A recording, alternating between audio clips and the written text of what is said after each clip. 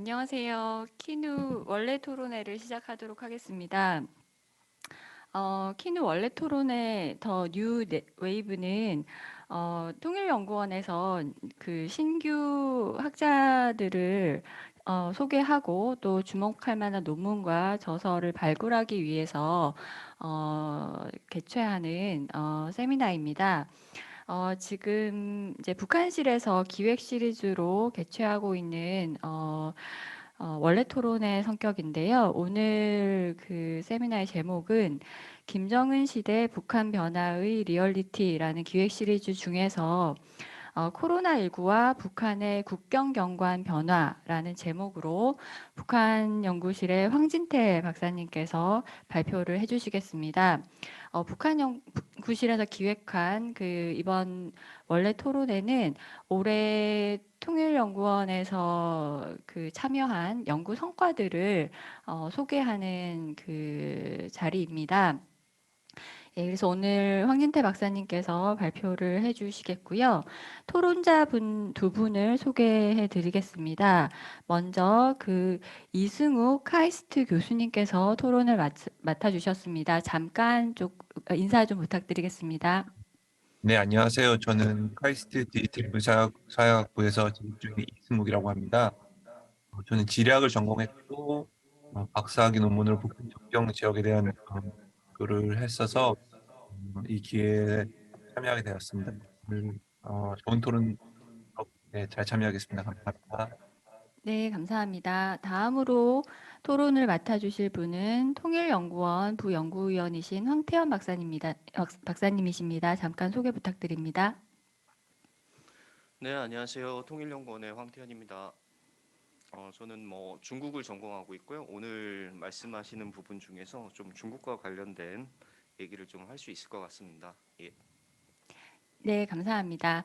오늘 그 원래 토론의 그 발표 시간, 토론 시간, 그리고 그 지금 온라인으로 많은 분들께서 참여를 해주시고 계신데요.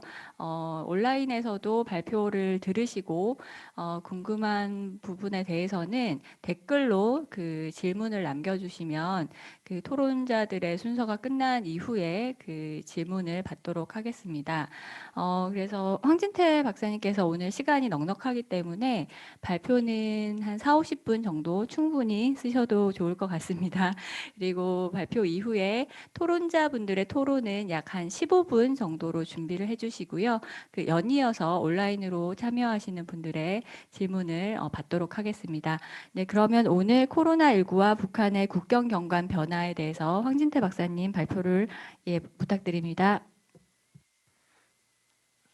마스크 빼고 해도 되나요? 예. 네, 안녕하십니까. 북한연구실 황진태라고 합니다. 오늘 발표 주제는 최지영 연구부장님께서 소개해 줬듯이 올해 연구 과제로 연구 책임을 맡았던 과제이고요. 거기서 제가 좀 더 구체적으로 작성을 했던 챕터 부분이 이 코로나19와 북한의 국경 경관 변화라는 주제로 이제 연구를 했습니다. 그래서 그 성과 부분을 좀 더 이제 다른 연구자 또한 이제 일반 국민들하고 공유하고자 오늘 이제 발표 주제 선택을 했었고요.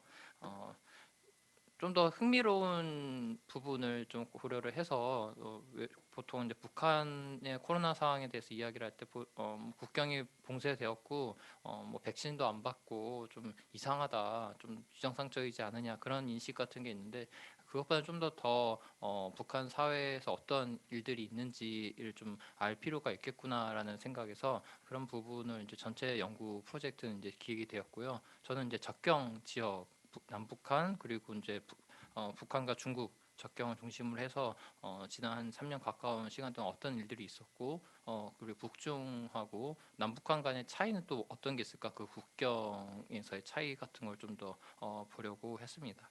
먼저 제 구체적인 연구 내용을 공유하기에 앞서서 전체 프로젝트 간단하게만 구성을 좀 소개를 드리겠습니다. 먼저 공식적인 연구 과제 제목은 보시다시피 팬데믹 정책 환경 변화와 북한의 대응입니다. 그래서 전체 4개의 연구로 구성되어 있고요. 먼저 1장은 코로나19하고 이제 제가 얘기했던 그 북한의 국경 경관 변화를 다뤘고, 2장은 이제 저희 북한 연구실 실장님인 홍민 박사님께서 북한의 어떤 통치 부분에서의 변화를 이제 코로나 상황에서 살펴보는 연구를 하셨고, 그다음에 한국농촌경제연구원의 최용호 박사님이 북한 경제 식량 차원에서 이제 또 살펴보고자 했습니다. 끝으로 교육과 관련해서는 강채연 박사님께서 성균관대에 계신 강채연 박사님께서 살펴봤습니다. 사실 오늘 제가 얘기하는 논의뿐만 아니라 다른 주제들도 뭐 통치, 경제, 교육 부분에 있어서 굉장히 흥미로운 주제들이 많이 있고요. 사실 이 전체들의 연구 주제를 분석을 제대로 하기 위해서는 자료 부분에 대한 한계가 굉장히 많습니다. 북한이 국경을 봉쇄하는 동안에 단순히 외부로부터 물자를 유입하는 것만 제한된 것이 아니라 북한 내부에서 나온 또 뭐 여러 자료들, 뭐 사람들, 뭐 탈북자들도 굉장히 많이 줄어들었죠. 그런 자료들에 대한 접근이 제한되었기 때문에 저희 연구에서도 이제 그런 근본적인 한계는 있었습니다. 그럼에도 불구하고 이제 각 전공 연구자들께서는 이제 굉장히 노력을 하셔가지고 그럼에도 불구하고 그런 한계를 좀 더 극복하는 어떤 마중물이 되는 연구를 해주었습니다.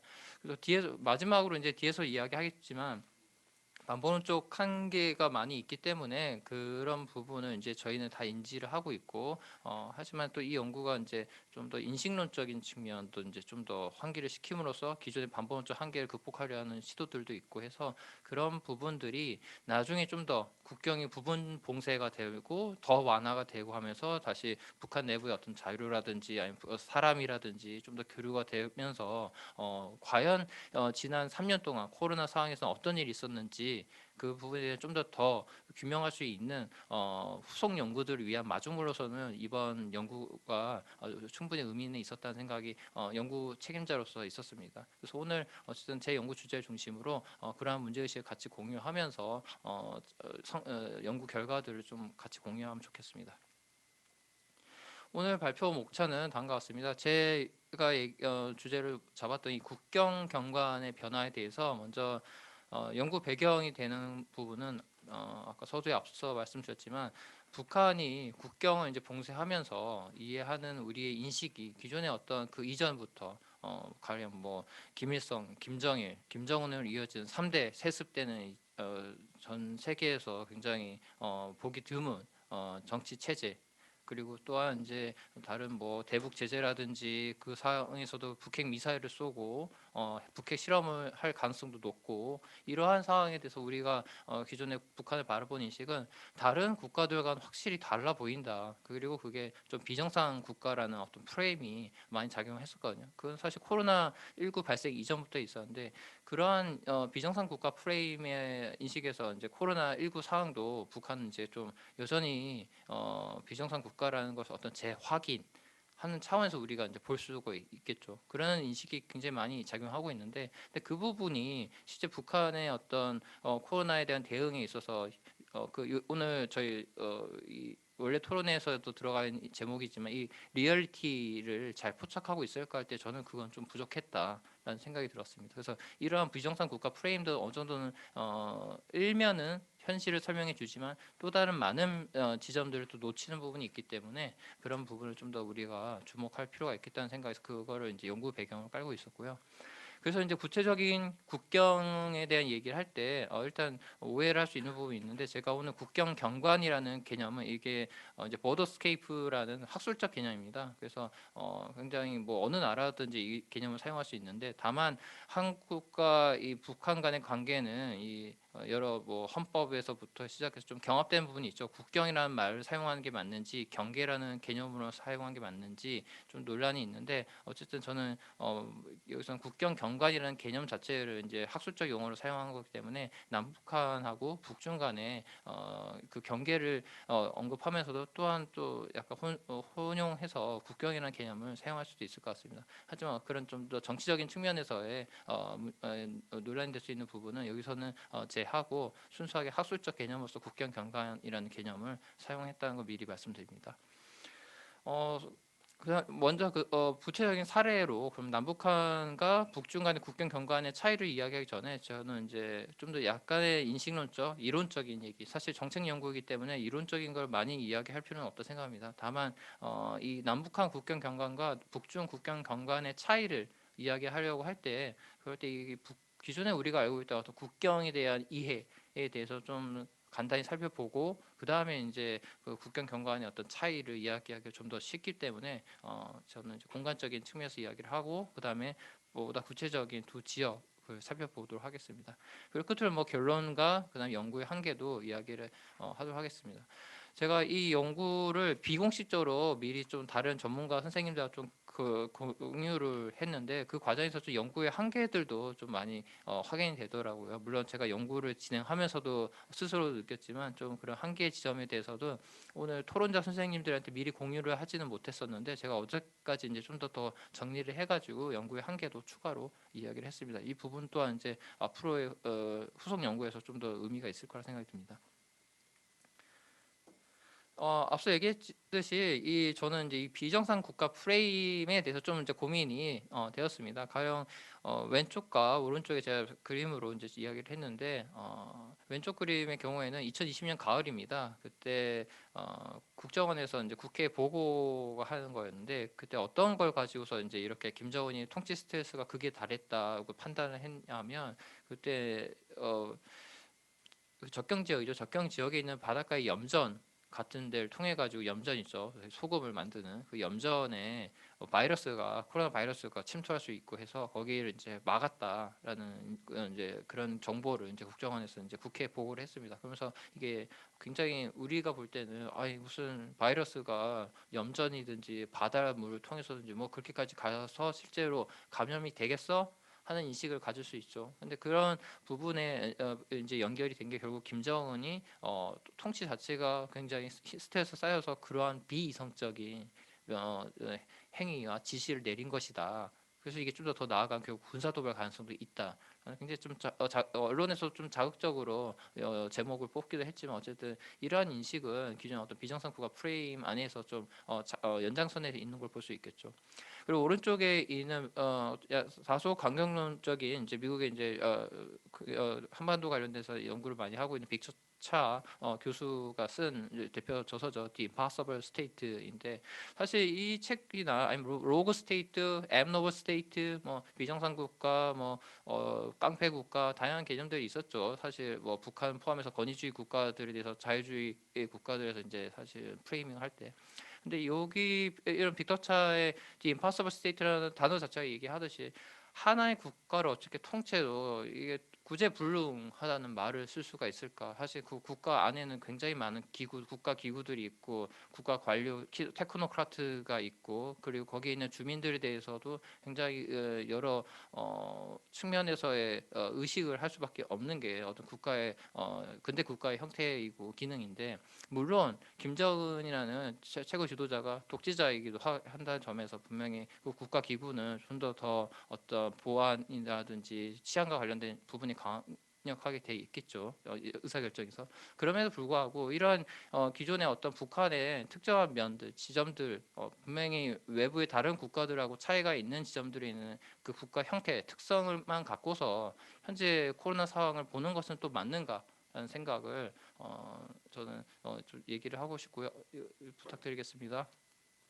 그래서 북한의 방역 대응이 유독 다른 국가들에 비하여 다르고 심지어 그 어떤 정상적이라고 말하는 것이 우리가 지난 3년 동안에 어떤 국가의 그 코로나 상황을 인식하는 데 있어서 충분히 의미 있는 어떤 분석의 렌즈가 될 수 있을까 할 때 저는 좀 다른 색깔에 들어가 있는 렌즈들도 좀 갖고 있어야 되지 않을까 하는 이제 생각을 했습니다.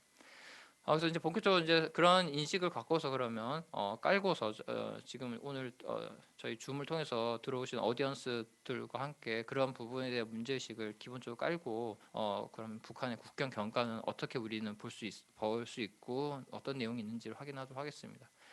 서론입니다. 연구 초점은 두 가지를 좀 담백하게 얘기를 하고자 합니다. 먼저 북한은 왜 국경 전면 봉쇄를 이 12월 1일이 되고 거의 3년이 가까웠죠. 지금까지 장기 지속하고 있는지. 두 번째, 그럼 코로나19 위기 동안 이 각 두 국경에서는 어떤 변화가 있었는지 그래서 굉장히 기본적이고 담백한 질문들을 시작을 합니다. 이 부분이 대국민 차원에서도 궁금할 거라 생각이 들고요.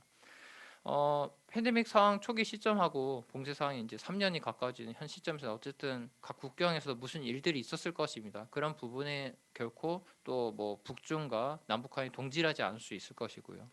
그리고 코로나 이전부터 있었던 어떤 내용들이 있었겠죠. 우리는 동아시아의 특히나 다양한 지정학적 갈등 구도 속에 있는데 그러한 특성들이 분명히 국경에도 반영이 되었을 것입니다. 그래서 그런 특성에 대한 이해도 또 필요할 것 같고 또한 코로나19 상황은 을 일으킨 것은 아시겠지만 어떤 지정학적 갈등이 인간들이 만들어내는 어떤 지정학적 갈등뿐만 아니라 바이러스 자체가 갖고 있는 어떤 행위성이 있죠.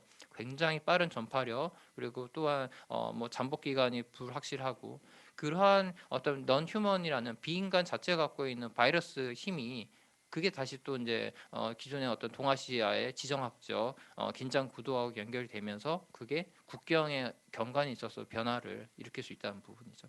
그래서 결과적으로 어떤 상이한 국경 경관이 형성되었을 것이다고 볼 수 있을 것 같습니다. 이 국경 경관이라는 개념에서 제가 경관이라는 스케이프, 랜드스케이프죠. 보통 우리 경관이 좋다, 수려하다, 뭐 그런 얘기할 때 쓰는 말이 그 경관이 맞고요. 이 경관을 국경에다 붙인 이유는 기존 우리가 이해할 때 흔히 국경은 어떤 지도, 구글맵 이런 걸 보면은 국가와 국가 사이는 라인으로서 선으로서만 이제 형성되어 있고 그 선을 기준으로 이쪽은 아니고 우리나라고 밖은 그들 다른 나라고 그렇게 이제 생각을 하게 되죠. 그게 이제 베스트팔렌 조약 이후에 근대 국가의 인식에 있어서 기본적인 틀이죠. 하지만 제가 여기서 경관이라는 개념을 썼던 거는 국가의 경계는 결코 어떤 선으로서의 그게 단조롭게 만들어져 있지 않다는 깔끔하지 않다는 겁니다. 실제 그 공간을 가면은 어떤 자연지리적 또는 인문지리적, 인문지리적이라면 어떤 지정학적, 지경학적, 혹은 그 뭐 탈북민과 같이 그 개인의 개인일 수도 있고, 혹은 저 아프리카 돼지열병에서처럼 멧돼지조차도 비인간도 국경을 넘나들면서 또 다른 국가 정책에 영향을 미치기도 하죠. 그런 부분에 어떤 공간적인 함의, 공간적인 뉘앙스를 좀 더 포함되어 있어서 저는 의도적으로 국경 경관이라는 개념을 사용을 했습니다. 예, 넘겨주실까요? 이걸로 되나요? 예. 에러가 생겨서 네, 천천히 해주셔도 됩니다. 그래서 앞부분엔 조금 지금 지리학 이론에서 오늘 저희 토론자 중에서 이승욱 교수님도 이제 지리학자이고 또 정치 지리학자이신데 또 이제 저희 통일연구원에서는 또 이제 북한을 기존에 연구했던 시각에서 좀 더 공간적인 차원에서 시각들을 저는 이제 좀 소개를 하고 접목을 하려고 합니다. 그래서 그런 부분이 통일연구원에서 어떤 시너지 있는 다 간학문적인 연구였다고 생각이 들고요. 그런 부분을 다시 말씀드리겠습니다. 지금 잠깐 슬라이드 지금 되나 이제 슬라이드? 네, 슬라이드 약간 문제가 있어서 시간이 걸렸습니다. 한번 확인 더 해볼게요. 예. 제가 이렇게 했는데 돌린 건가요? 됐다.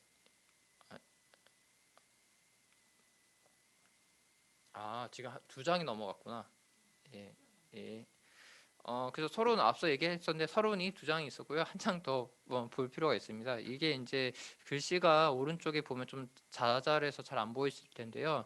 이거는 이제 북한이 우한에서 이제 코로나 상황이 전개됐고 그 소식이 이제 1월 21일에 조선중앙 TV를 통해서 처음으로 중국의 코로나 상황이 발생했다는 걸 보도하고 나서 그 다음에 1월 30일 국가 비상방역 체계가 북한이 이제 발표했을 때 그 사이에 좀 제가 북한은 과연 북한의 당국자들은 어떻게 이 코로나 바이러스라는 그 당시만 해도 지금은 이제 많이 알려졌지만 과학적으로 해명도 됐지만 그 당시 이 불확실한 존재에 대해서 어떻게 인식을 하고 긴박했을까라는 걸 좀 파악을 하고 싶어서 노동신문의 그 당시 기사에서 코로나가 확산된 지역을 언급했던 것들을 제가 정리를 이렇게 했습니다. 그래서 중국 그리고 중국 이외 지역 이렇게 나누었는데요.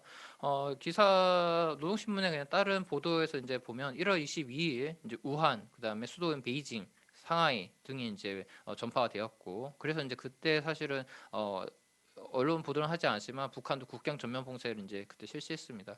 그리고 이틀 후인 24일에 중국으로부터 떨어져 있던 심지어 대륙이죠. 대륙이 아예 바다를 통해서 떨어져 있는 미국 그리고 일본에도 이제 확산이 되었다는 소식이 있고 25일 이제 3일 차가 되죠. 3일 지났을 때는 북중 접경 지역인 료령, 길림까지도 이제 확산이 됐고 굉장히 빠른 속도로 발생하고 있는 걸 볼 수 있습니다.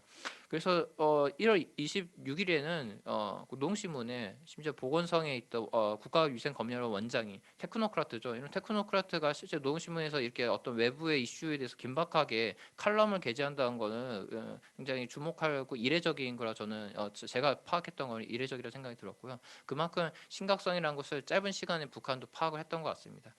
그리고 결국 이런 긴박한 상황에 대해서 봤으면 결국 국경 전면 봉쇄라고 했던 것은 어떤 불확실성에 대해서 인지를 해가지고 결국 이렇게 국경 전면 봉쇄라는 좀 강수를 놓았다고 볼 수 있고요.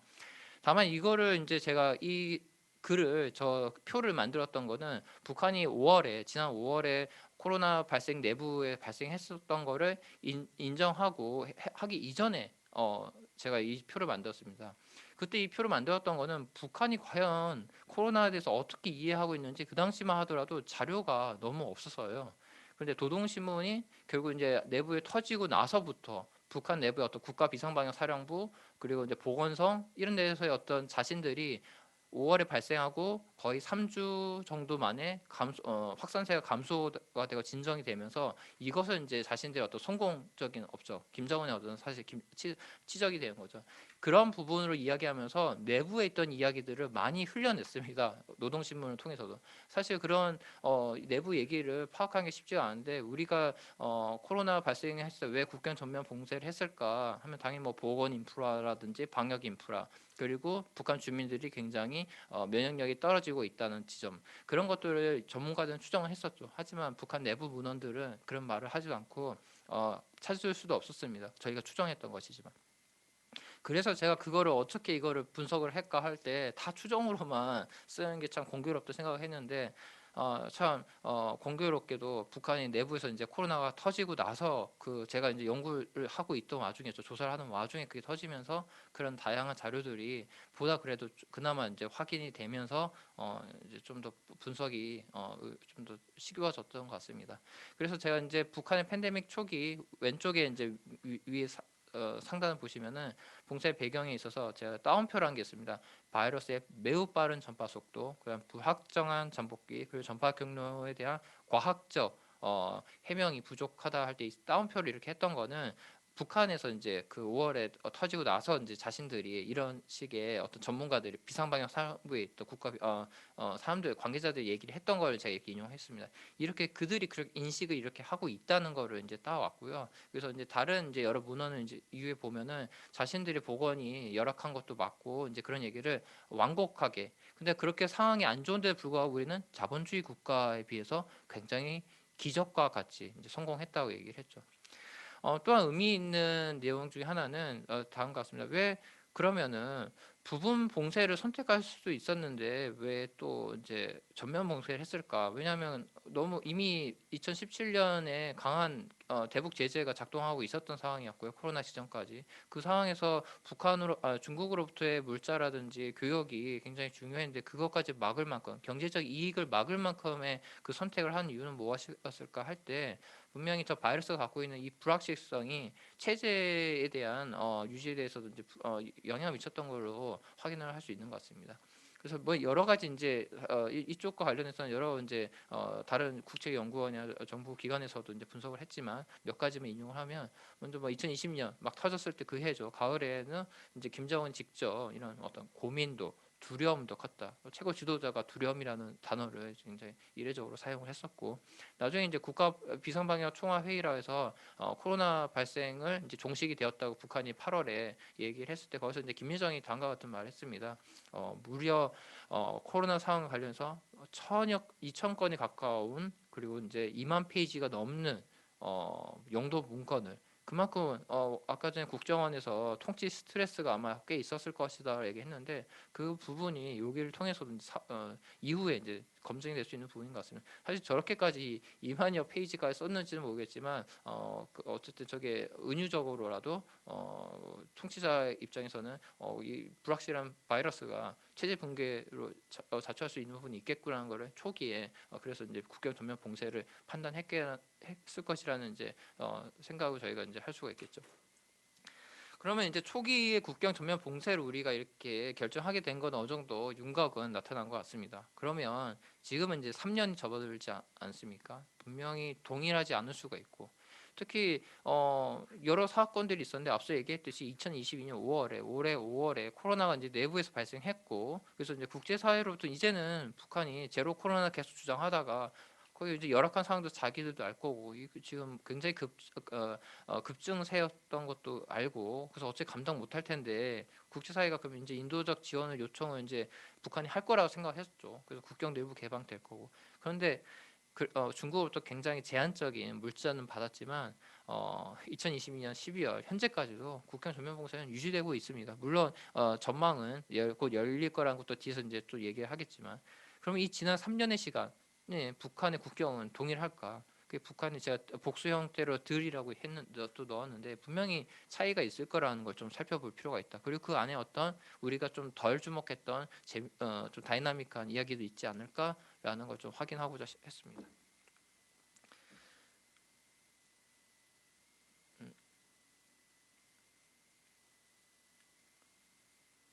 네. 제가 했나요? 주연 쌤이 있나요? 제가 한 거죠. 이게 좀 오늘 이제 전파가 잘 전달이 안 됩니다. 코로나 바이러스만큼 전파가 빠르지는 않은 것 같습니다. 그래서 이제 이론적인 간단하게 이야기를 하겠습니다. 보시면 북한의 이제 국경을 이해하기 전에 국가 간의 경계에 대해서 좀 일반적인 이해가 좀 필요할 것 같은데요.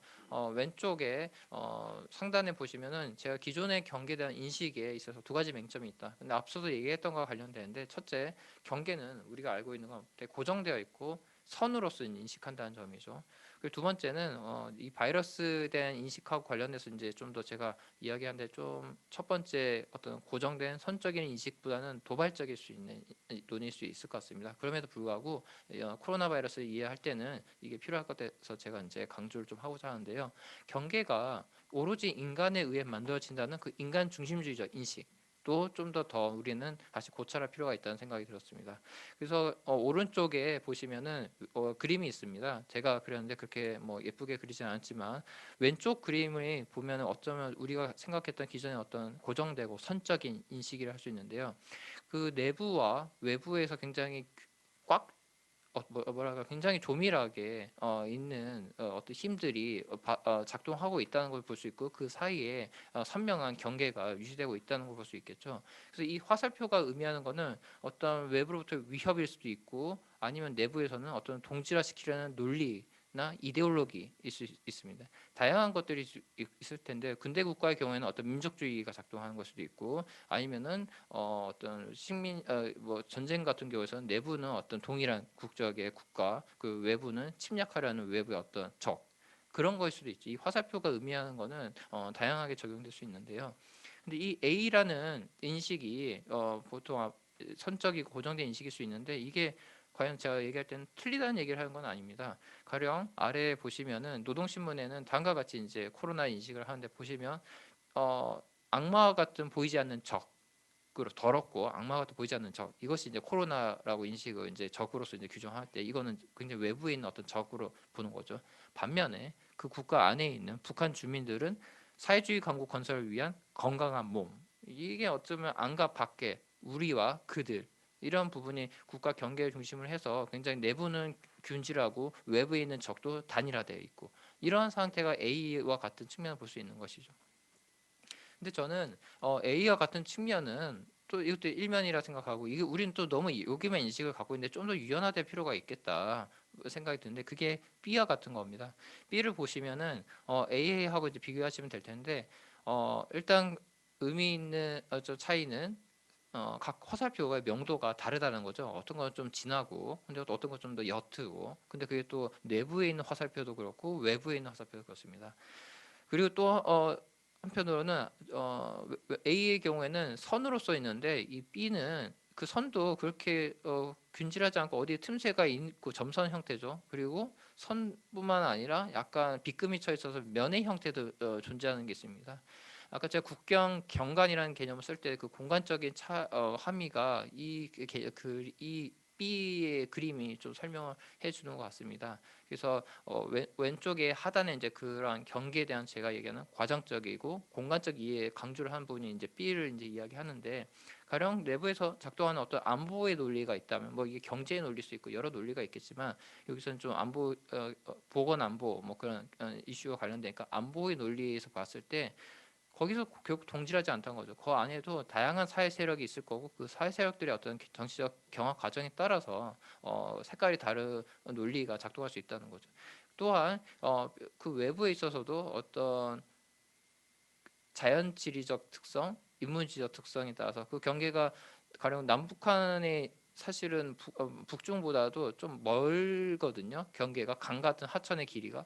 근데 북한하고 중국은 아시겠지만 구글 어스 당장 지금 보더라도 굉장히 가까워가지고 수영을 조금 하거나 겨울에 물이 얼면은 걸어서도 국경을 넘어갈 수 있는 상태죠. 그런 자연지적 특성의 차이도 또한 국경의 관리에 있어서 상이한 인식 같은 게 만들어지고 상이한 행위, 실천, 정책이 만들어질 수 있는 거죠.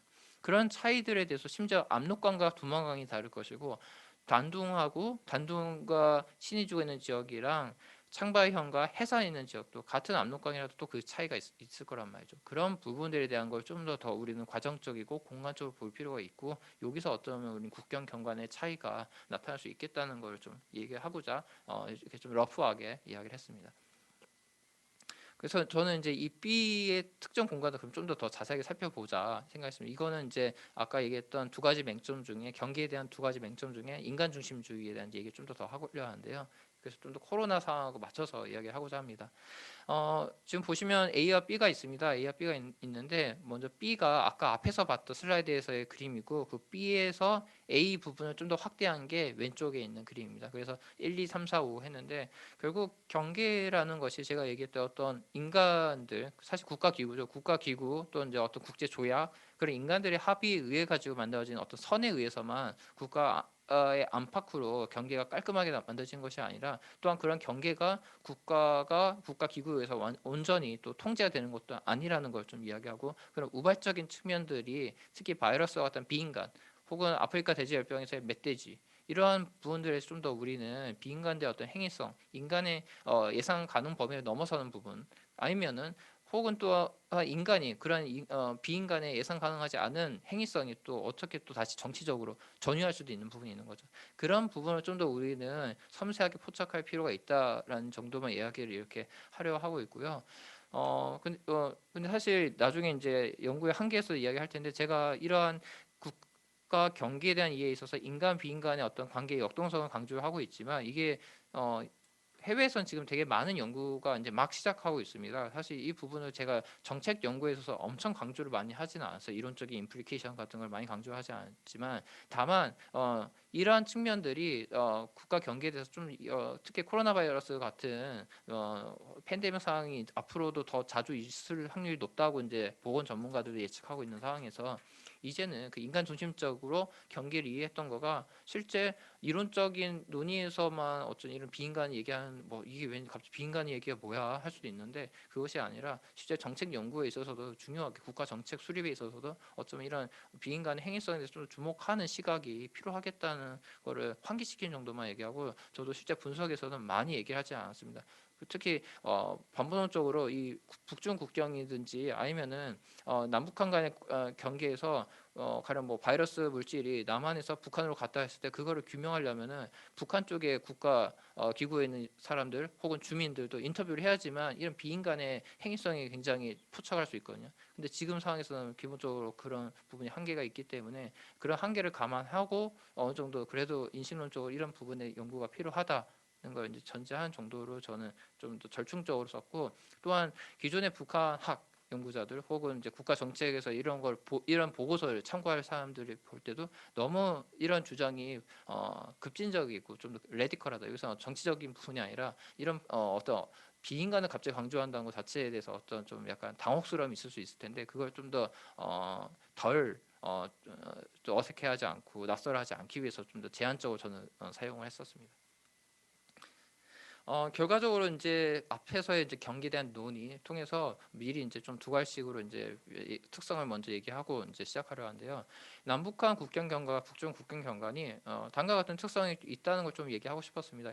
일단 앞서 이론적 얘기할 때 뭔가 좀 다양한 측면이 있고 해서 그런 걸 좀 새롭게 결과도 보여주는 것가 아닐까 기대할 수 있을 텐데 좀 더 저는 기존 어떤 정책적 함의 같은 거를 보고 기존의 언어를 분석했을 때 좀 더 쉽게 볼 수 있고 차이를 이야기할 수 있는 거를 좀 했습니다. 이게 어떤 국제연구원에서 하는 연구라는 거에 어떤 그런 절충이라는 게 있었던 것 같고요. 그럼에도 불구하고 이게 의미가 없다 생각 들지 않고 이런 특성도 다시 기존에 우리가 이미 알고 있는 것 수도 있겠지만 그것이 어떻게 국경 경관을 통해서 또 나타날 수 있는 것 재확인하는 것도 의미 있다 생각이 들고 국경을 통해서 오히려 이런 특성이 다시 이야기할 수 있지 않을까 생각도 듭니다. 그래서 남북과 국경 경관은 지정학적 긴장이 고도화된 측면 그리고 지경학적 고려는 최소화되어 있고 북중 국경 경관은 반면에 지정학적 긴장이 최소화되어 있고 지경학적 고려가 지속 내지 확대하려는 특성이 있다는 것을 결론적으로는 얘기하고자 했습니다. 그래서 먼저 남북한 국경 경관이 어떻게 지정학적 긴장이 좀 고도화되어 있고 지경학적 고려는 최소화되었는지 먼저 확인을 하는 걸로 구체적인 내용을 시작하겠습니다. 지금 한 몇 분 정도 사용했나요? 네. 저희 연구부장님께서 얘기해 줬던 시간 안에 맞춰서 할 수 있겠습니다. 네. 그래서 먼저 남북한 국경 경관의 경우에는 가장 많이 익숙한 부분들이 몇 개 사례들이 있고 한데 일단은 개성을 갖고 이야기하고자 합니다. 제한된 시간에 먼저 다 얘기하기는 어려운데 여기서 앞서 얘기했지만 지정학적 긴장이 고도화되어 있는 측면에 대해서 좀 더 얘기를 하려 하는데요. 코로나 시기에 지금 두 가지 일들이 진행되었습니다. 남북한의 경계에서는 뭐 남북한 경계에서 뭐 큰 일이 있을까 사람들이 생각하다 싶지만 또 다시 기존에 있었던 사건들을 코로나 시기에 초점 맞춰서 또 정리하면은 좀 몇 가지 분석되어야만 하는 일들이 있는데요. 먼저 이 개성공업지구와 금강산 관광특구라는 예외 공간이죠. 어떤 특구가 만들어진 였는데 이 공간들이 코로나 시기에서 어떻게 또 사용이 되었는지 볼 필요가 있는 것 같습니다. 아시다시피 김대중 정권에서 어떤 기존의 남북한 간의 지정학적 긴장을 최소화하고 그다음에 지경학적 고려 확대를 통해서 좀 더 한반도 평화를 모색하기 위해서 개성과 금강산을 열었습니다. 하지만 북한이 이따 미사일 핵실험으로 운영이 중지되었죠. 그런 부침이 있었는데 2018년 9.19 평양 공동 선언문에서 그래도 그때 당시 두 정치 지도자가 개성공단과 금강산 관광은 우선 정상화하자는 얘기를 했습니다. 이것이 얘기하는 바는 그렇게 앞에 뭐 미사일 핵실험이 있었고 또 뭐 교류하고 지지볶고 했었던 건데 그럼에도 불구하고 여기가 뭐 어떤 사람들은 개성공단 같은 경우나 금강산 관광특구가 정책 실패라는 말로도 이야기를 하지만 그럼에도 불구하고 남북한 실제로 지경학적인 공동의 협력 프로젝트를 했었던 거고 이곳에서의 그런 어떤 공간적 경로 의존성 을 무시할 수 없다는 거죠. 그런 부분이 정치 지도자들도 나왔던 거라 볼 수 있고 그래서 왜 다른 사례나 지역이나 다른 유형의 사업을 새롭게 제안한 게 아니라 왜 이 개성공단과 금강산이라 이미 있는 거 다시 좀 제대로 하자 했던 거는 그 남북한 간에 그런 공유되고 있는 이 지경학적인 측면에서의 가치 그리고 그것이 지정학적 긴장을 최소화시킨다는 부분이 이 두 공간에 두었던 것 같습니다. 하지만 아시다시피 결국 김여정이 코로나가 이제 막 발생하고 나서 개성 남북공동연락 사무소를 구글 어스에서 사진이 촬영된 것처럼 파괴시켰죠. 폭발시켰고 그런 어떤 또한 이제 동시에 금강산 관광특구의 경우에는 거기 현대 아산의 시설들을 해체를 하는 작업을 했었고요. 지정학적인 긴장을 완화시키기 위해 했던 공간인 이 두 곳이 지정학적인 오히려 실천을 통해 가지고 더 지경학적인 의미는 퇴색되게 되고 오히려 더 지경학적 긴장은 고도화되게 되었던 상황인 거죠 지금.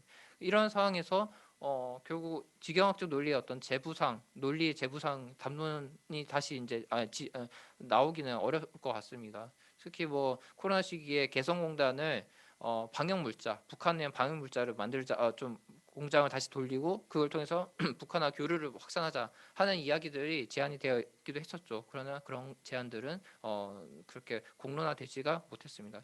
그래서 먹고서 다시 하겠습니다. 그래서 이런 특성이 특히 이 예외 공간이 갖고 있는 부분도 관련된 것 같습니다. 제가 오른쪽 하단에 보시면은 개성공업지구에서 그 폭파 지점을 표시했는데요. 먼저 개성공업지구에서 그 공동연락사무소 위치가 별표로 되어 있는 데입니다. 가운데 있죠, 한가운데. 이 한가운데에서 이게 터졌다는 걸 보면은 지정학적 긴장이 잘 확인되는 것 같습니다. 일단은 개성공단의 중심인 곳에 대한 어떤 상징성 있는 부분이 있고, 또한 여기가 판문점부터 5km, 도라전망대 7km, 남측에서 그 폭발이 가시적으로 확인되죠. 그때 KBS 헬기가 실제 폭파 장면 이유를 막 찍어가지고도 실제 우리가 눈으로도 확인을 할 수가 있었고요. 그리고 또한 지금까지도 제가 구글어서 가장 최근 사진을 보지만 그 상단에 있는 것처럼 여전히 그 잔해들이 남아져 있고요. 치우질 않고 있죠. 보수를 해서 자기들 용도로 뭐 따로 사용하는 것도 아니고 이러한 물질성 가치가 남겨져 있는 거, 그리고 굉장히 개성공업지구 가운데 상징적인 부분, 그리고 남한 쪽에 가까운 부분 곳에서 폭파가 있었던 거. 이런 부분은 이제 의도적으로 지정학적인 갈등을 촉발시키려 했던 거죠. 그게 김여정 담화에서도 왼쪽에 보다시피 나와 있고요. 하지만 또 한편은 이 연구에서는 많이 얘기한 건 아니긴 한데 이게 관리된 긴장 관계라는 부분도 있는 것 같습니다. 만약에 개성공업지구 안에서 저게 폭파시키지 않고 북한 땅인 거죠. 지금 뭐 가령 뭐 보시면은 개성공업지구 아래 그 범위를 벗어나 있는 어느 지역에서 불과 7km 이내인데, 하지만 북한의 경계 안에 있고 북한의 영토라 하더라도 거기서 군사적 폭파 행위가 있었다면은 남한은 더욱 많은 긴장을 했을 수도 있을 것 같습니다. 저 특구라는 공간 자체가 갖고 있는 남북한 간의 어떤 남한도 아니고 사실은 북한도 아닌 저기는 남한의 한국 측에서의 어떤 조절이나 규제 같은 것도 작동하는 공간이었잖아요.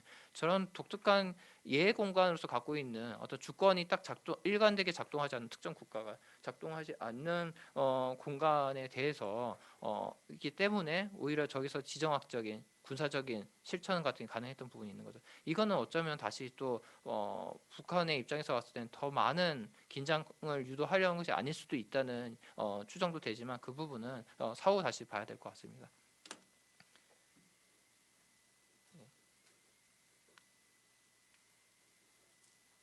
예.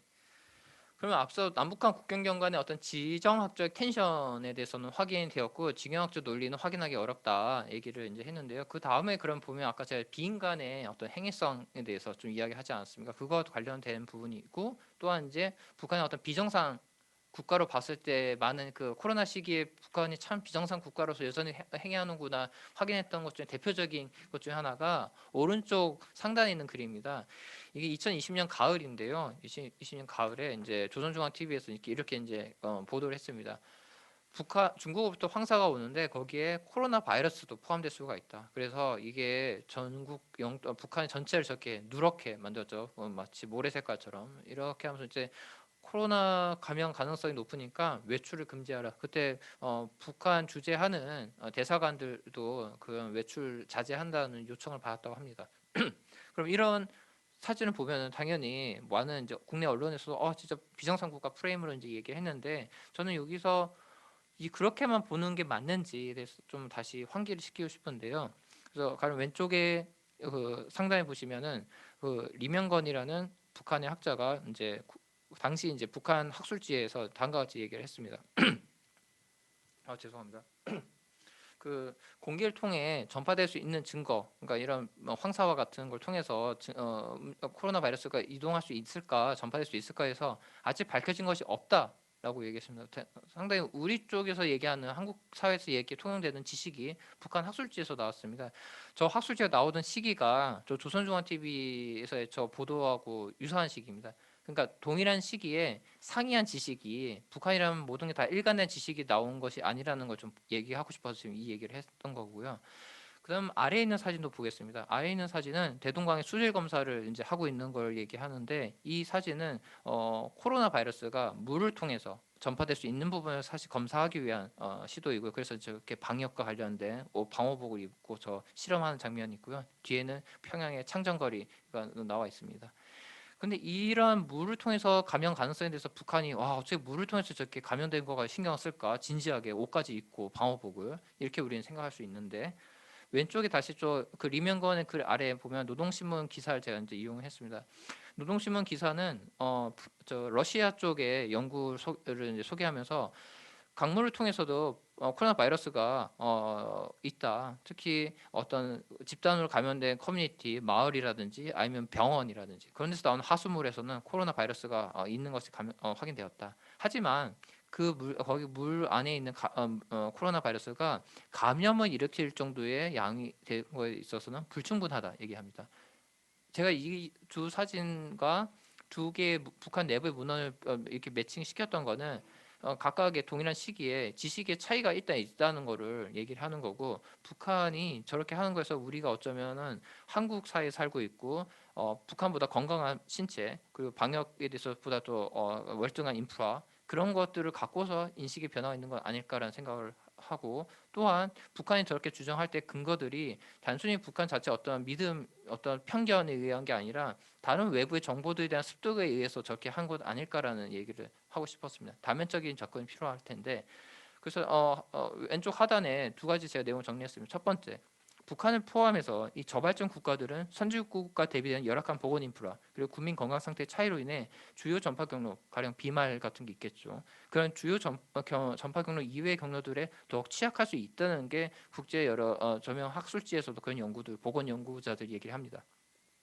그래서 저발전 국가에 속한 어떤 북한의 열악한 보건 방역 인프라 상황과 면역력이 취약한 주민 상태를 고려한다면 발전된 국가, 우리나라처럼 발전된 국가 수준 높은 보건 인프라와 면역력이 높은 신체가 갖고 있는 상황에서는 이런 북한에서 물질을 매개한 코로나 전파 가능성을 인식하는 것은 차이가 있을 수 있다는 거죠. 북한은 보다 좀 더 예민하게 한 번 들어오게 될 때 보다 더 열악한 상황에서 더 그 치명도가 높고 전파 가능성도 훨씬 더 높을 거라고 생각하기 때문에 이런 부분에 있어서 어쩌면은 오른쪽과 같은 사진들의 액션들이 있었던 것은 아닐까. 보다 사전적인 대비가 필요한 그런 인식들에 대한 생각도 이제 들었습니다.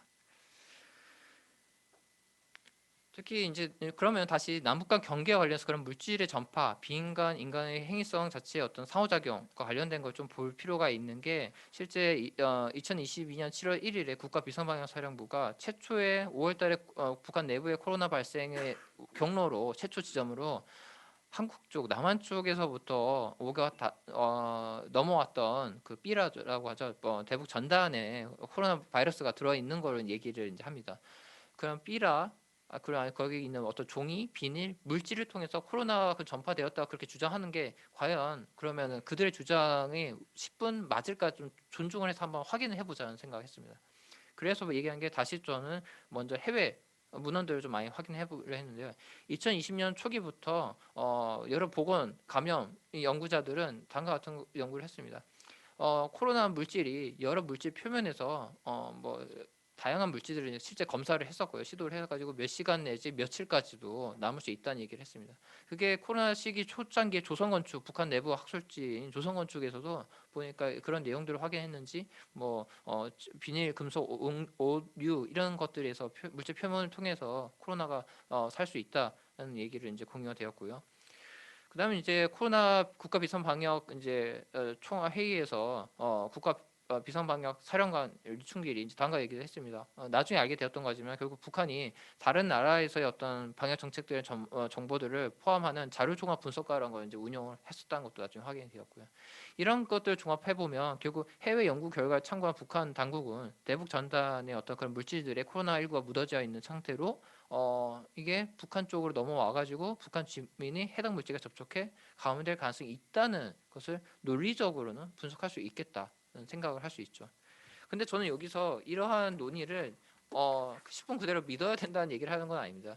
앞서 얘기했지만 북한이 코로나에 대해 물질이라는 걸 통해서 국가 경계의 변화에 있어서 그런 어떤 선적인 측면을 볼 것이 아니라 좀 더 공간적으로 봐야 되는 것이 있고 거기서 비인간이라는 어떤 물질의 행위성이 그런 인간 국가 기구와의 상호작용을 분류하는 거고지 여기서 실제 물질이 넘어왔다 안 넘어왔다를 판단하기에는 너무 제한된 정보가 있고요. 그렇다면 여기서 다시 저는 거꾸로 북한이 실제로 기존의 남북한 국경 경관이 지정학적 텐션이 굉장히 고도화된 상태를 아까 얘기했듯이 상기한다면은 그러한 상황에서 이 비인간이 넘어왔다는 것 남한 측에 그 부분이 어떻게 지식을 재해석하고 전유했던 부분이 있지 않을까라는 생각이 들었습니다. 그런 부분을 다시 한번 얘기를 하려 하고요.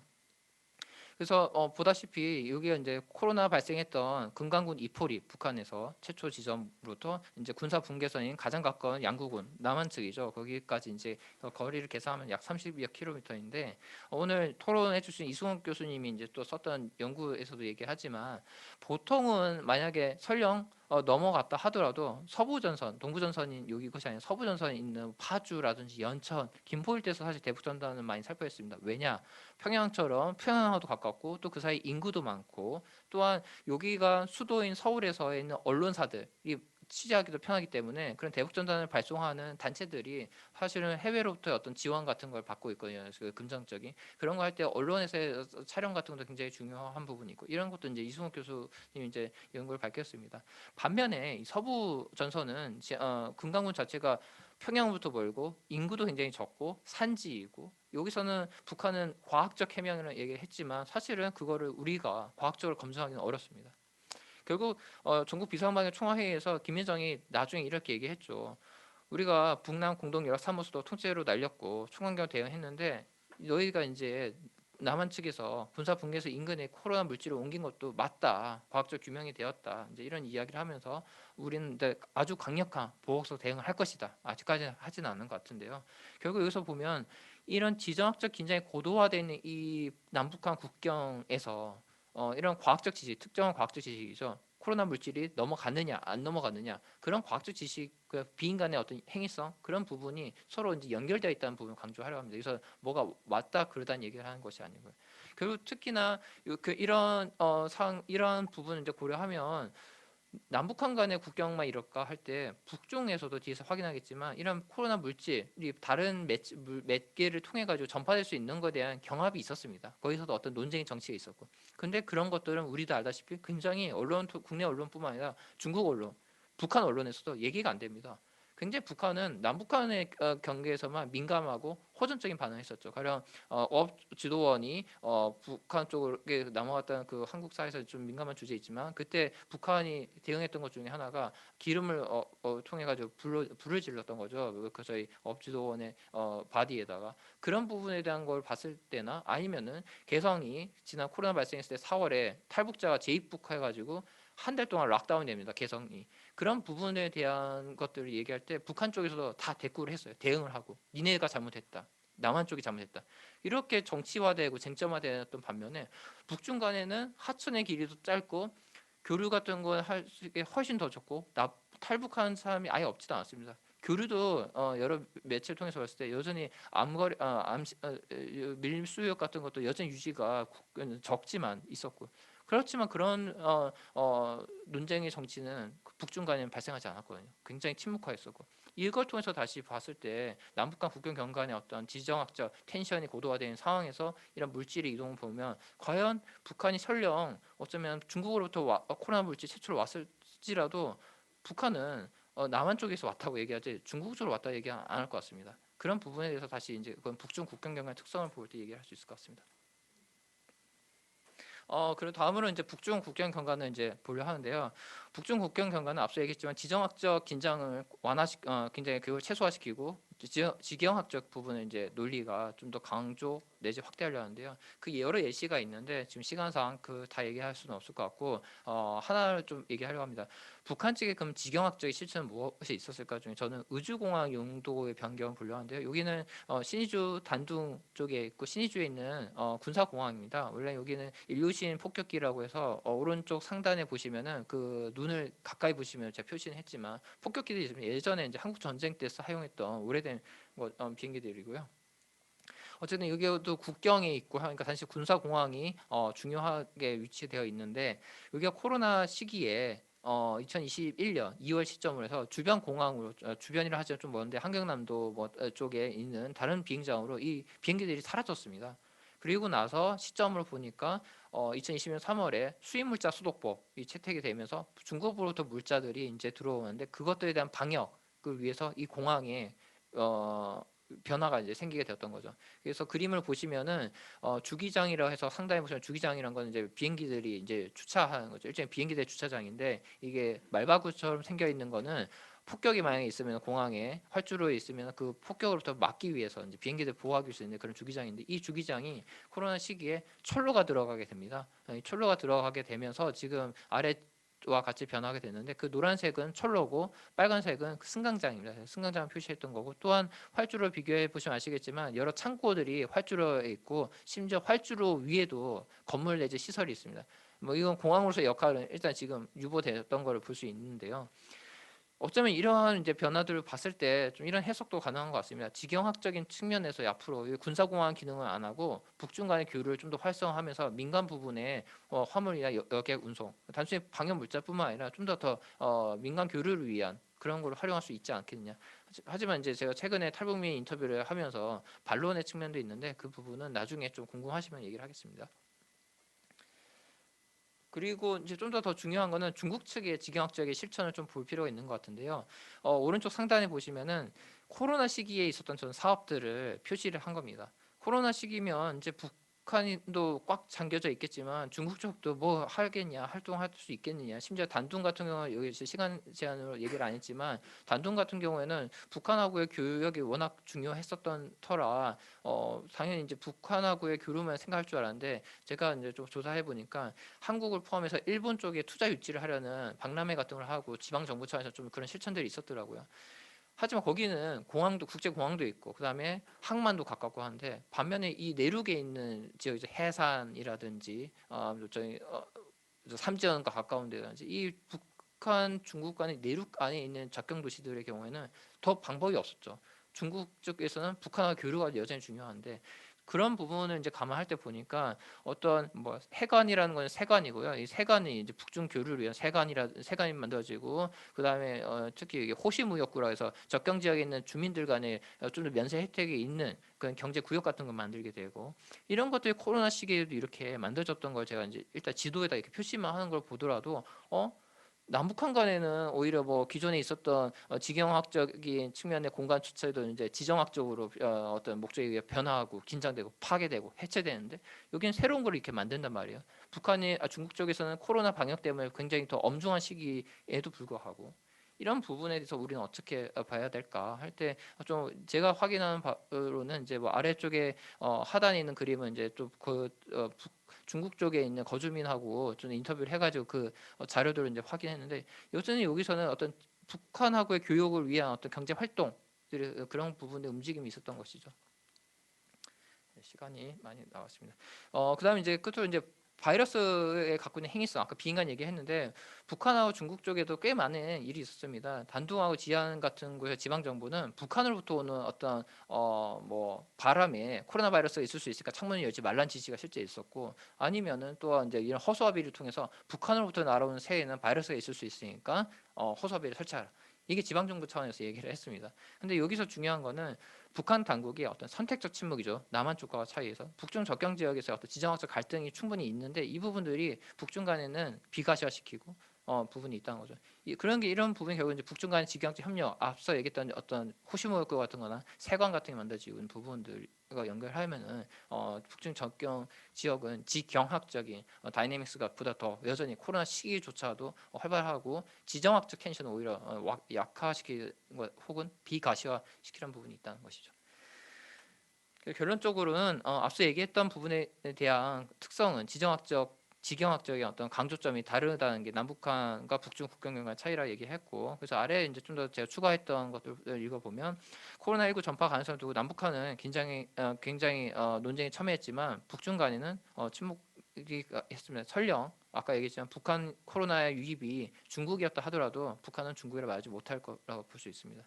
그리고 이게 남북 관계 차원에서도 보더라도 이미 우리가 제가 이 연구를 했던 거는 지난 가을 10월 말까지만 조사되는데 그 사이도 또 복잡한 동북아 정세 변화가 있었죠. 그런 것들 보도 알겠지만 어쨌든 남북 관계 교착이 굉장히 지속될 것 같고, 다만 북중 간에 여전히 지금도 그렇지만 시진핑 3년임 하는 거 연관도 되지만 포스트 코로나 국면에서 북중 교류 재개는 더 높다.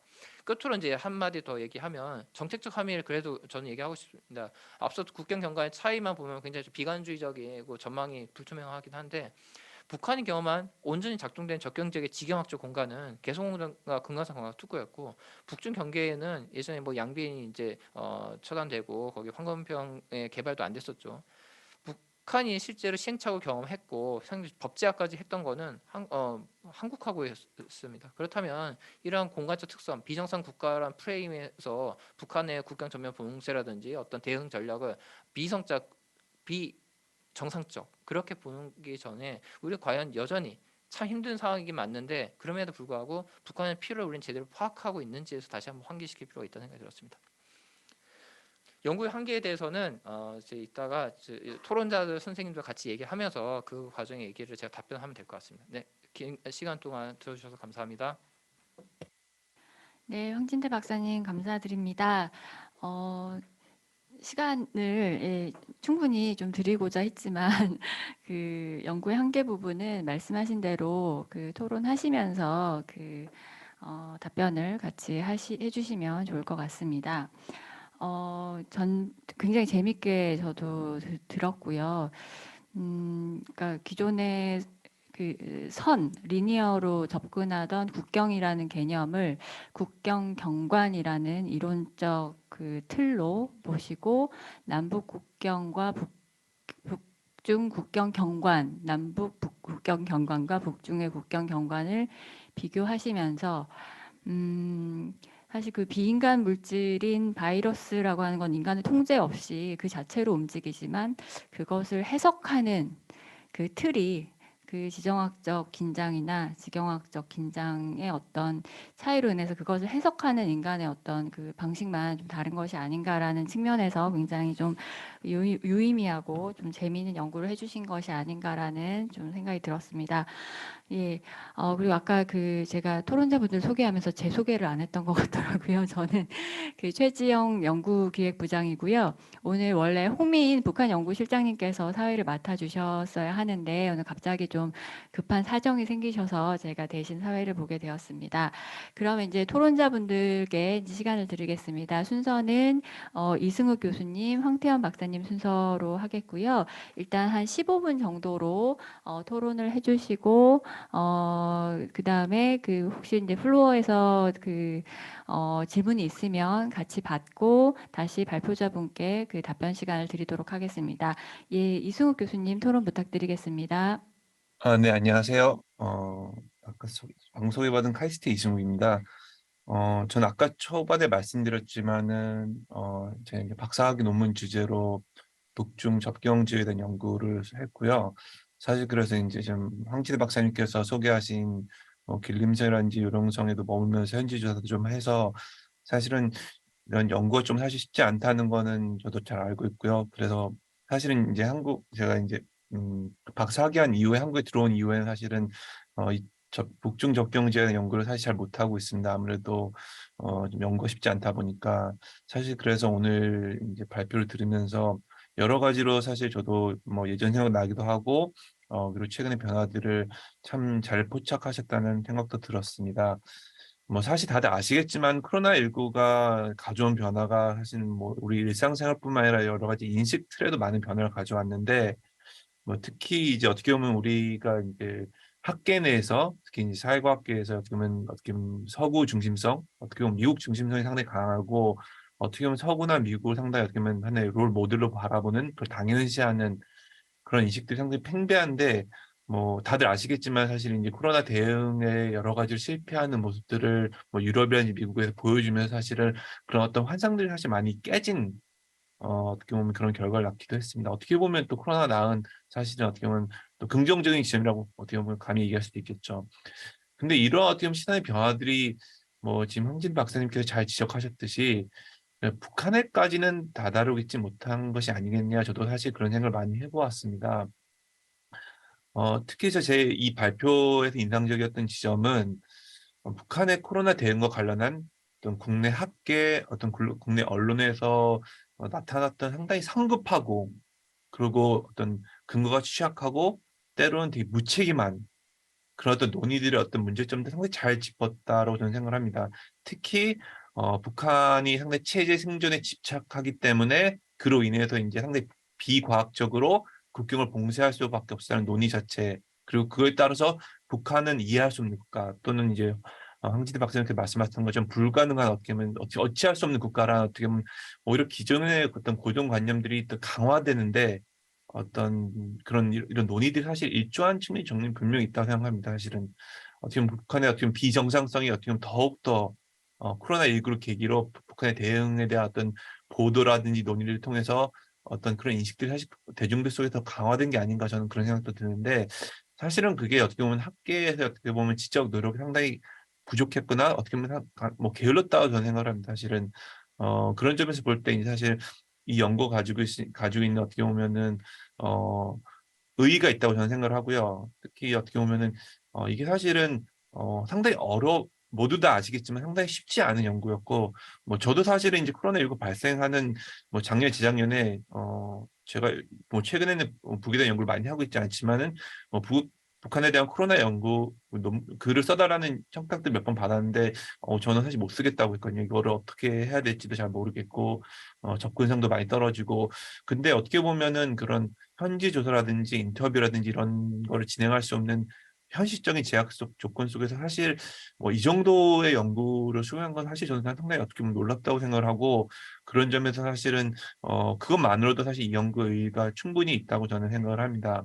뭐 그럼에도 불구하고 사실은 저 여러 가지 좀 한계가 사실 또 있고 그런 한계들을 잘 조금 어 뭐 통해서 어떻게 연구를 좀 더 발전시키시면 좋을 것 같은데 어떻게 보면 이 연구에서 중점적으로 다루고 있는 두 가지 주제가 하나는 북한의 코로나 대응이고 또 하나는 이제 북한의 국경 경보대는 분석이라고 할 수 있는데 저는 이제 보내주신 원고를 읽고 오늘 발표를 들으면서 그 연계가 사실 살짝 좀 헐거운 게 아닐까라는 생각이 들었는데 그 첫 번째 이유가 어떻게 보면은 이론 틀 이제 말씀하신 이론 틀에서 조금 더 이제 보완할 시점이 있지 않을까 생각을 했습니다. 우선 이제 좀 보도와 관련된 여러 가지 지금 이제 비판 지리학이라든지 어떤 비판 사회과학에서 제기한 논의들을 잘 소개해 주셨고 실제로 어떤 경계라는 것이 닫혀 있지 않고 상당히 다공적인 이미 뭐 북한이 아무리 국경을 뭐 밀폐하고 봉쇄한다 하더라도 어쨌든 이제 흐름들을 존재하고 있는 상황에 대해서 사실 그림으로도 잘 포착을 하셨는데 전 사실 이제 그림이 설명하신 거를 그림이 충분히 포착하고 있지는 않은 것 같아요. 사실은.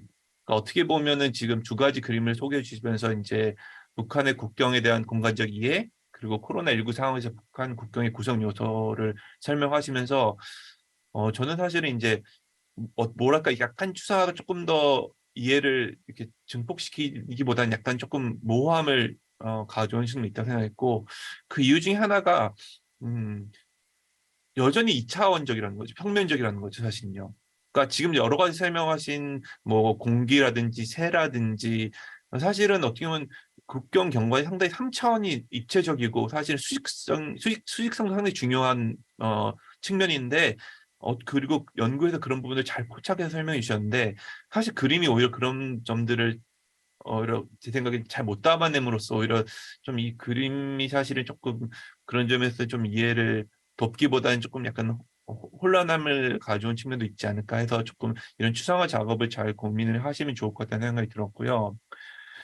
두 번째는 이제 뭐 아마 황진태 박사님께서 말씀하셨지만 이제 비인간이라는 황진태 박사님께서도 비인간 관련된 연구, 인간 너머의 지략에 대한 연구를 많이 소개하셨고 학계에서도 이런 논의도 많이 소개하셨는데 저는 사실은 이제 설명할 수 없다고 생각하지 않습니다. 사실 어떤 코로나라는 어떤 물질성이 사실 중요하다 생각하고 비인간의 논의에서 근데 굳이 지금 인간과 비인간의 상호작용을 이 논의의 메인 틀로 가지고 올 필요가 있었을까라는 생각이 들었어요. 사실은 왜냐하면 비인간이 했을 때는 사실 코로나19라는 바이러스뿐만 아니라 사실 더 다양한 비인간을 이 얘기에 끌어들일 때 사실은 조금 더 이 국경 공간에서 인간 비인간의 상호작용이 조금 더 풍성하게 설명될 수 있을 것 같은데 그게 사실은 현실적으로 사실 그게 어렵죠. 지금 어쨌든 국경에 대한 조망이 쉽진 않기 때문에 사실 그러한 현실적 여건 하에서 굳이 이러한 이론 틀에 좀 굳이 가져가실 필요가 있었을까? 오히려 사실 저는 그 이유 분석에서 지금 지정학, 지경학을 계속 얘기하셨는데 이거를 뭐 저희는 이제 지리 정치 영재학이라 표현을 하는데 뭐 지오폴리티컬 이코노미라 얘기를 하는데 어떻게 보면 사실은 요 개념을 쓰셨으면 더 낫지 않았을까 생각을 해요. 저는 어떻게 보면 그 지정학과 지경학의 상호작용으로 설명되는 좀 접경 지역의 지리 정치 경제학에 대한 논의 틀을 많이 가져오셨으면 오히려 좀 더 낫지 않을까 생각을 하고 그걸 통해서 어떻게 보면은 지리 정치 경제학에서 담론적 차원, 물질적 차원, 어떤 실정적 차원을 조금 더 이렇게 이런 차원 나눠 설명하셨으면 훨씬 더 조금 분석이 조금 더 풍성해지시지 않았을까 생각을 좀 했고요. 사실은 그리고 이제 그 초반에 이제 각 남북과 이제 북중 간의 국경 경관을 하나의 표로서 이제 클리어하게 잘 보여주셨는데 자칫 제가 이제 쭉 논의를 듣다 보니까 느꼈던 거는 그런 어떻게 보면 어떤 뭐 남북 간의 국경 경관이 어떤 지경학적인 속성이 약화되고 지정학적인 긴장이 강화되고 있고 그리고 반면에 이제 북중 간의 국경 경관이 어떤 지정학적인 어떤 긴장은 비과시화되고 어떤 지경학적인 고려가 나타나고 있다라는 그런 부분들이 사실은 앞서 얘기한 어떤 국경에 대한 비판적 논의라는 약간 배치된 것 같다는 생각이 들었어요. 왜냐하면은 어 사실은 이게 마치 이제 그 각 국경 경관의 속성인 것처럼 설명되는 것 같은데 사실은 그런 공간이 구성되고 구축되는 것도 결국에는 이를 둘러싼 사실은 사회관계, 권력관계의 결과물인 건데 그것이 사실은 이제 앞서 얘기하신 국경 이론의 핵심인 건데 어, 그런 부분들이 사실 제대로 설명이 되지 않다 보니까 그 국경 경과 자체의 속성이 그런 것처럼 약간 전달되는 측면이 있는 것 같아요. 특히 또, 이게 사실은 뭐 황기재 박사님께서 스케일에 대한 논의를 워낙 잘 아시겠지만은, 이 국경 경관이 사실은 그 스케일에 따라서 다양한 흐름이 나타날 수밖에 없는. 그러니까 어떻게 보면은 뭐 잘 설명하시면 국가 중앙정부 차원의 이해를 중심으로 많이 설명하신 것 같은데 그 로컬의 차원의 이해는 다를 수밖에 없고 실제로 그리고 지금 더 글로벌 차원에서 지금 뭐 미중 간의 신냉전이나 이런 어떤 환경이 어떤 식으로 국경간에 영향을 미치니 좀 더 약간 좀 다이나믹하게 볼 수 있었을 텐데 너무 약간 그런 지점들이 좀 평면적으로 논의된 게 조금 좀 아쉬웠다는 좀 생각이 들었습니다, 사실은. 그리고 특히 이제 그 북중 경관의 국경 간 논의에서 지금 뭐 표로도 사실은 쭉 이제 국경 경관에서 여러 가지 실전들이 나타났다 얘기를 하셨는데 사실은 제가 엄밀히 봤을 때 이제 북측에서 북중 경관에 대한 지경학적 실천 사실 딱 의지공 얘기 하나가 있고 나머진 다 중국 측의 이해라고 볼 수 있습니다. 사실은요. 표에 나타난 것도 그렇고요. 지도에 표시된 것도 그렇고요. 근데 문제는 이제 아까 설명하셨지만 의지공항도 전 생각을 했던 게 이것이 과연 이런 변화들이 뭐 군사공화로서 성격이 약화된다고 볼 수 있는 것인지 아니면 그것이 뭐 이전된 것인지 그러니까 황실 박사님 잘 쓰신 것처럼 사실은 그게 의주 공항 뭐 아니면 그 지역만 놓고 봐서는 이해할 수 없고 다른 어떤 접경 도시들의 변화를 함께 그 변화들을 바라볼 때 사실은 제가 봤을 때는 그걸 해석하는 것이 좀 더 정확해질 것 같거든요. 근데 물론 이제 뭐 저도 충분히 이해합니다. 이게 아무래도 관련된 지역을 방문하기도 어렵고 사실은 데이터도 부족하기 때문에 해석하는 데 한계가 있을 수밖에 없긴 하지만은 의지공항 하나를 가지고 이제 북한이 어떤 지경학적 기회를 포착하기 위한 준비를 하고 있다라고 해석하는 거는 저는 약간 조금 그게 사실은 동의하기 어렵다는 생각이 들었고 오히려 이제 어, 사실은 저는 그런 생각도 해봤거든요.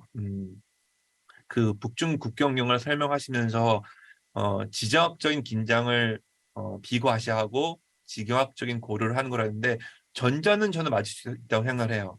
왜냐하면 특히나 지금 남북 관계가 악화되고 있고 지금 북한에서 계속적으로 뭐 미사일 뭐 실험을 하고 있고 지금 핵실험이 나온다는 얘기도 하고 있고 그러니까 어떻게 보면 사실은 지정학적인 이해가 상당히 강력하게 작동하고 있고 특히나 지금 어떻게 보면은 더욱더 경제적으로 실제로 코로나 겪으면서 쉽지 않은 상황 속에서 그러니까 그렇기 때문에 사실은 지금 중국이라는 자신의 전통적인 우방, 그리고 물론 이제 네, 탈영전 되면서 그런 관계가 변화했지만은 이런 우방의 필요성, 그리고 지금 어떻게 보면 미중 간의 갈등이 격화되고 있고 지금 북중러를 중심으로 한 신냉전 구도가 가시화된 상황 속에서 중국이라는 어떻게 보면 전통적인 우방의 재발견, 그러니까 어떻게 보면 지정학적인 고려일 수도 있는 거죠. 중국하고 다시금 관계가 필요한. 그러니까 따라서 결국에는 중국 측에서는 중앙정부의 이해일지 아니면 지방정부의 성정부의 이해일지 아니면 정말 단동과 같은 지방 도시의 이해일지는 모르겠지만은 그게 그런 이해들이 지역적인 실체로 나타나고 있는 것은 분명히 목도가 되고 있지만은 과연 북측에서 보이는 여러 가지 북중 국경 경관에 대한 모습들을 지역적 실천, 지역적 이해 작동이라고 이해할 수 있지. 저는 사실은 그 부분은 조금 어렵지 않을까, 사실 그렇게 이해하기. 사실 그래서 그런 부분의 해석들, 그러니까 결국에는 사실은 제가 누차 말씀드렸지만은 제한된 정보가 있기 때문에 이런 것들에 대한 해석에서 사실은 어려움이 충분히 있다고 저는 이해를 하는데, 사실 그렇기 때문에 조금 그 해석에 있어서 좀 주의를 해야 되는 건 사실이 있다고 생각합니다. 사실은 그래서 되게 중요한 연구 결과를 발표를 하셨는데 앞으로 이제 전망을 내다봄에 있어서 과연 북한 측의 이해관계를 지금 국경 경관에 대한 분석을 통해서 어, 어떻게 보면 약간 저는 약간 가두어 설명하는 것 같은 어, 그래서 어, 그리고 북측도 마찬가지로 저도 예전에 연구를 하긴 했지만은 중앙정부의 이해가 온전히 지방까지 관철되는, 물론 되게 중앙 집권적이고 상당히 위계적인 권위주의 체제지만은 거기 역시도 지방정부 차원의 이해관계가 작동을 하고 있고 그걸 쉽게 연구로 포착하기 쉽진 않지만은, 그러니까 그런 부분에 대한 약간의 뉘앙스를 조금 저는 포착하시면서 기술해 주시면 더 나을 것 같아요. 왜냐하면 결국에 약간의 좀 중앙정부 중심으로 약간 이런 논의들이 가다 보니까 약간 황지대 박사님께서 잘 하셨던 스케일에 대한 논의들이 사실은 여기서 많이 묻힌 것 같은 저는 좀 아쉬움도 사실 들었거든요. 그래서 그런 부분들에 대한 논의들을 잘 좀 반영해 주시면 좋지 않을까, 저는 뭐 그렇게 생각을 했습니다. 뭐 일단은 뭐 이 정도로 말씀을 드리도록 하겠습니다.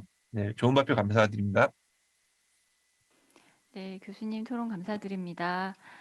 그럼 다음으로 황태현 박사님 토론 부탁드리겠습니다. 네, 앞서 그 이승욱 교수님 많은 또 토론을 해주셔가지고요. 제가 또 생각하고 있던 부분하고 좀 겹치는 부분이 있어서 저는 조금 짧게 이렇게 할까 합니다. 먼저 그 황진태 박사님의 본 연구 같은 경우는 기본적으로 북한은 왜 국경 전면 봉쇄를 장기 지속하는가, 그리고 코로나19 위기 동안 각 국경에서는 어떤 변화가 있었는가를 문제 의식을 통해서 실질적으로 다양한 얘기들을 하고 있습니다. 그 안에서 결과적으로는 경계에 대한 어떻게 보면은 뭐 과정적 공간적 이해에 따른 유의미한 설명을 남북한의 국경 경관이라든가 북중 국경 경관 두 개를 이제 최종적으로 좀 비교를 하면서 유의미한 설명을 하고 있고요. 그리고 경계와 인간 그리고 비인간 관계의 역동성 측면에서 보면 상당히 이 코로나 바이러스라고 하는 것을 인간 중심적으로 해석하고 있다라고 하는 부분에서 좀 의미가 있지 않나라는 것입니다. 그래서 우리가 뭐 지정학적, 지경학적이라는 의미를 뺄 수는 없고요. 저도 아무래도 정치학을 하면서 구조를 통해서 바라보기 때문에 지금 황진태 박사님 말씀해주신 부분들은 저한테는 상당히 좀 재미있고 의미 있는 부분들이었다라는 생각이 듭니다.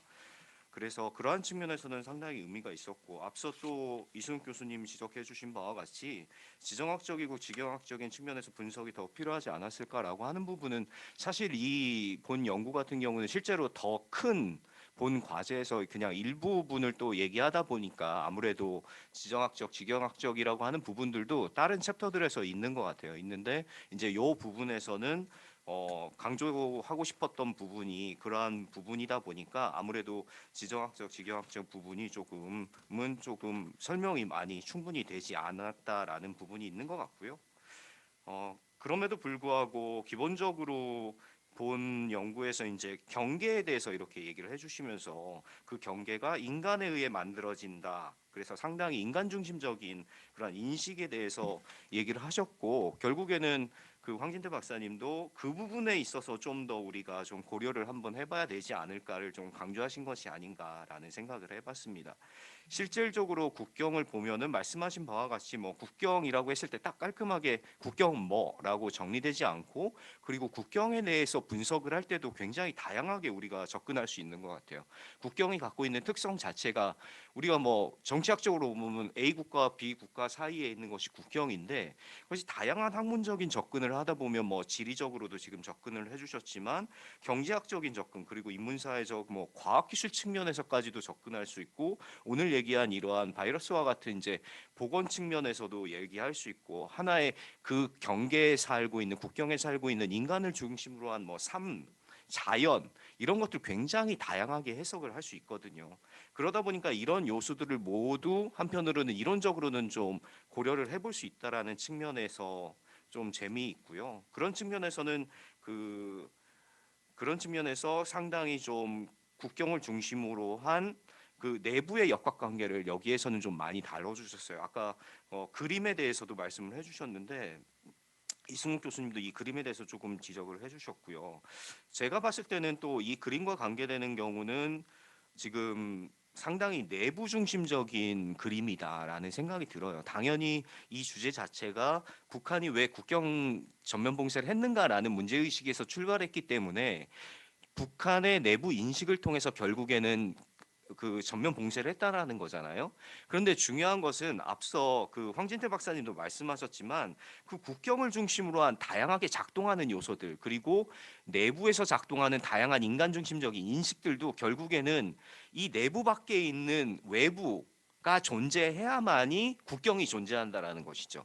그러니까 이 내부와 외부에 대한 설명이 같이 간다면 상당히 좀 더 좋은 설명이 될 수 있겠다라는 생각을 좀 해봅니다. 그렇게 하자고 하면 당연히 좀 더 논의들이 확대되기 때문에 어찌 보면은 이 연구가 너무 좀 확대될 수 있다라는 측면에서는 좀 한계도 또 그 또한 가질 수는 있지만, 황진태 박사님이 갖고 있는 인식을 바탕으로 한 설명, 국경을 중심으로 한 이 설명이, 국경 경관이 정확하게 묘사되려면은 내부와 외부가 모두 그 양차적인 작동 요소들이 모두 설명이 돼야 되지 않을까라는 좀 생각을 해봤습니다.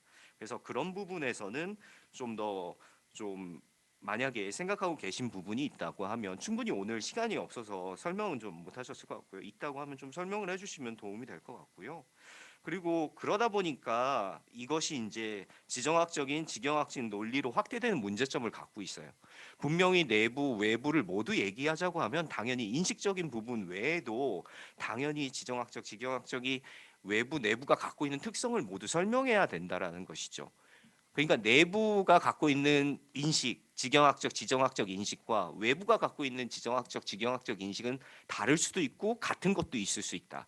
이것이 맞물렸을 때 국경에서의 그 경관이 결정되는 것이 아닌가라는 생각을 좀 해봤습니다.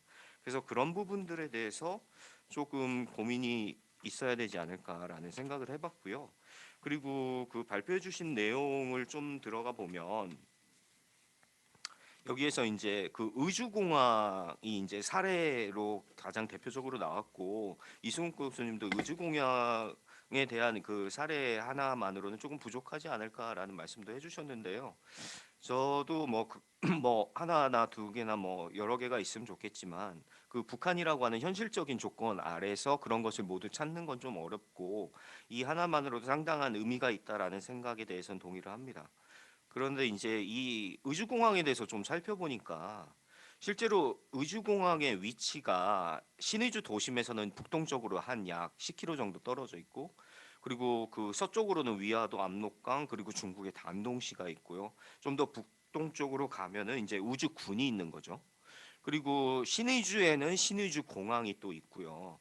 그러다 보니까 이 우주공항이 여기에서는 황진태 박사님 이 지경학적인 실천이라고 하는 측면에서 좀 많이 말씀하셨고, 미래에도 의주공항이 그러한 민간공항으로서의 기능이라는 부분에 대해서 좀 설명을 해주셨어요. 그러나 이런 측면은 전체 주제 안에서 이제 얘기를 한 것 중에 좀 포함될 것 같고, 만약에 오늘 말씀하신 부분으로만 말씀하신다면 조금 그러한 한계성이 있지 않을까. 오히려 그냥 간단하게 우리가 생각을 해보면 이 의주공항은 2022년 7월에 이제 플래닛 앱스 위성 사진에도 좀 나왔던데 북중 화물 열차 운행이 재개된 올해 1월 이후에 화물이 굉장히 많이 쌓여갔고 그리고 실제로 이 화물은 뭐 3개월 격리. 그러니까 중요한 것이 이제 그 북한 내부에 유입된 물건에 대한 격리가 이제 북한에서 굉장히 중요한 조치로 여긴 거잖아요. 그러니까 코로나 바이러스로부터의 물건, 뭐 다양한 이러한 것들에 대해서 묻어 있을 수 있어서 이것이 확산되는 걸 방지하기 위한 거. 그러다 보니까 격리할 장소가 필요했다라는 거죠. 화물 격리. 그래서 그렇게 본다고 하면은 여러 가지 그 위치라든가 지리적인 조건 이런 거 빠지면 가장 중요한 것은 역시나 그냥 이것이 하나의 소독 시설로서의 방역을 위한 공항이 아닐까라는 생각이 있어서 좀 더 확대 해석을 하면 좋겠지만 좀 논의 안에서는 그 부분에 초점을 맞추는 것이 좀 더 이 전체적인 주장하는 바에 중요한 사례로서 요소가 되지 않을까라는 생각을 좀 해봤습니다. 만약에 지정학적, 지경학적인 조건이라고 하는 것을 좀 더 논의를 확대해서 얘기를 할 때는 뭐 그럴 가능성이라고 하는 측면에서는 얘기할 수 있겠지만 현재의 논의 안에서는 뭐 제가 볼 때는 그냥 방역 시설로서의 기능 이것이 가장 중요했고 향후에도 그런 부분이 좀 더 중요하지 않을까라는 생각을 좀 해봤습니다. 그리고 중요한 것은 결국에 이제 외부적인 요소를 얘기를 했을 때 중국의 그러한 상황이지 않을까라는 생각이 듭니다. 그래서 중국에 대한 상황을 좀 더 말씀을 드리면 실질적으로 이제 중국과 북한과의 교류 상황을 이해할 때, 이 국경과 관련해서는 2017년 9월에 이제 유엔 2397호 제재안이 통과된 이후에 실질적으로 중국이 이제 상무부와 공상총국이 공동 발표문을 통해서 이제 중국과 조선의 합작을 전면적으로 중단하겠다라고 하는 것을 발표를 했고요. 그 이후에 유예 기간을 둬서 그 다음에 1월 9일까지 이제 북한에 있는 모든 기업, 개인의 활동 이런 것들을 잠정적으로 폐쇄한다라고 중국이 밝히거든요. 그러다 보니까 이제 120일 내에 중국 기업이나 개인의 합작이라든가 투자 이런 것들이 중단되고 했다라는 것이고요. 실제로 그렇게 되다 보니까 북한에 투자한 중국 기업이 다수 철수하고 합작 경향도 상당히 줄어든 상황에서 코로나가 발생하면서 사실상 완전히 중단된 상황이죠.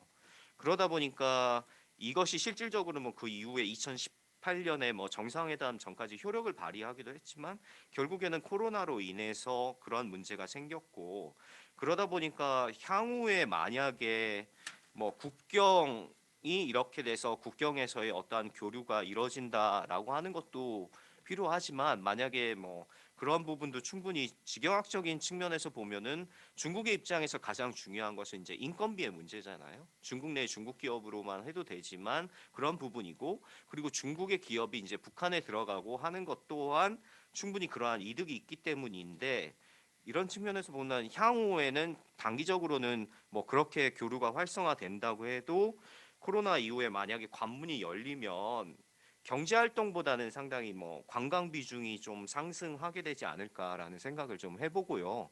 그런 의미에서는 이 국경에서의 그러한 경제 활동 이런 것도 아직은 굉장히 요원한 문제다라고 하는 생각이 좀 들고 굳이 또 그러한 중국과 북한의 교류가 일면 한 단계 한 단계 발전하게 된다면 뭐 어, 사실은 굉장히 지금 그 쪽에 이제 경제 전문가들 얘기를 들어보면 일단 중국은 상당히 북한의 문이 열리기를 기다리고 있다라고 하는 측면이 강한 것 같더라고요. 그리고 실질적으로 올해 4월에 이제 북한에서는 그 조선 최고인민회의에서 이제 해외 동포 권익 보호법이 제정됐다고 하더라고요. 그렇게 되면서 이제 조총 연계가 사실은 그동안 조선 투자를 북한에 대한 투자를 많이 했는데 이것이 이제 북한의 미사일이나 핵 실험 같은 경우를 때문에 이제 상당히 중단된 상황이었고 그러다 보니까 이제 조선 쪽 기업인들 중국인 기업인들이 이제 접근할 수 있는 기회가 상당히 늘어난 상황이지만 실질적으로는 그 코로나 바이러스 코로나의 문제 때문에 이러한 부분은 상당히 약화되어 있는 상황이다.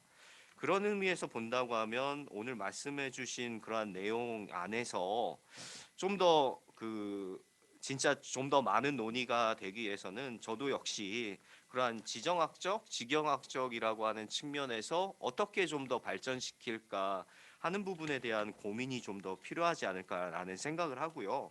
마지막으로 좀 질문을 드리고 싶은 것은 오늘 말씀도 해주셨지만 남북한 경계에서 사실 지경학적 논리의 재부상이 쉽지 않다. 그 사례로 이제 개성공업지구와 금강산 관광특구의 해지 이 말씀을 해주셨는데요. 그러다 보니까 쉽지 않은 지금의 그러한 공간적 특성 그리고 지경학적 제한의 부상이 어렵다. 그렇게 봤을 때 혹시 황진태 박사님 생각하는 외부에 이제 오늘의 논의를 보시는 분들도 많으니까 혹시 이것이 부활할 수 있는 가능성이라고 한다고 하면 실질적으로 지리 공간적으로 봤을 때 분명히 그 얘기는 이제 지경학적 논리를 위해서도 이런 부분이 다시 재개돼야 된다라는 논의가 아닐까라는 생각이 들어요. 그렇게 봤을 때 하나의 대안으로서 오히려 지리적인 공간적인 그 차이를 없애는 방법은 비무장지대에서의 활성화 가능성이 좀 있을 것 같아요.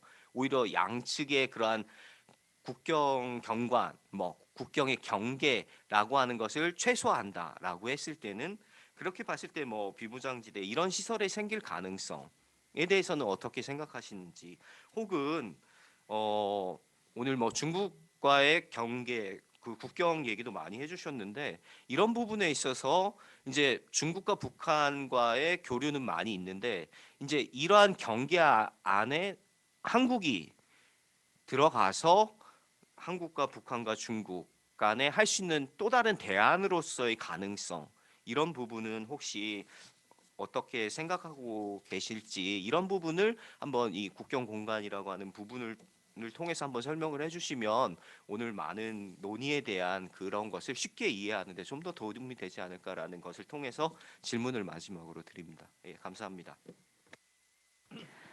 네, 두 분 토론 감사합니다. 상당히 많은 부분에 대해서 말씀을 해주셔서 그 발표자께서 충분한 시간을 갖고 아까 못하신 연구의 한계 부분을 같이 말씀하시면서 답변을 하셔도 좋을 것 같고요. 아까 그 PPT를 다시 띄워서 같이 답변 및 그 마저 못한 발표를 같이 하셔도 좋을 것 같습니다. 그리고 발표자가 그 토론자분들께 답변하는 시간 동안 지금 그 화상으로 참석해 주신 분들께서 혹시 질문이 있으시다면 댓글로 남겨주셔도 좋고요. 발표자 답변 이후에 화면을 켜고 직접 질문을 해주셔도 좋을 것 같습니다. 그러면 황진태 박사님 부탁드립니다. 네, 이승훈 교수님, 황태현 박사님, 네, 오늘 너무 유익한 코멘트 네, 감사합니다. 혹시 저 슬라이드 띄워주면 아까 연구의 한계 부분을 좀 먼저 해줄 수 있을까요? 약간 중복되는 부분도 있을 거여서. 네. 아,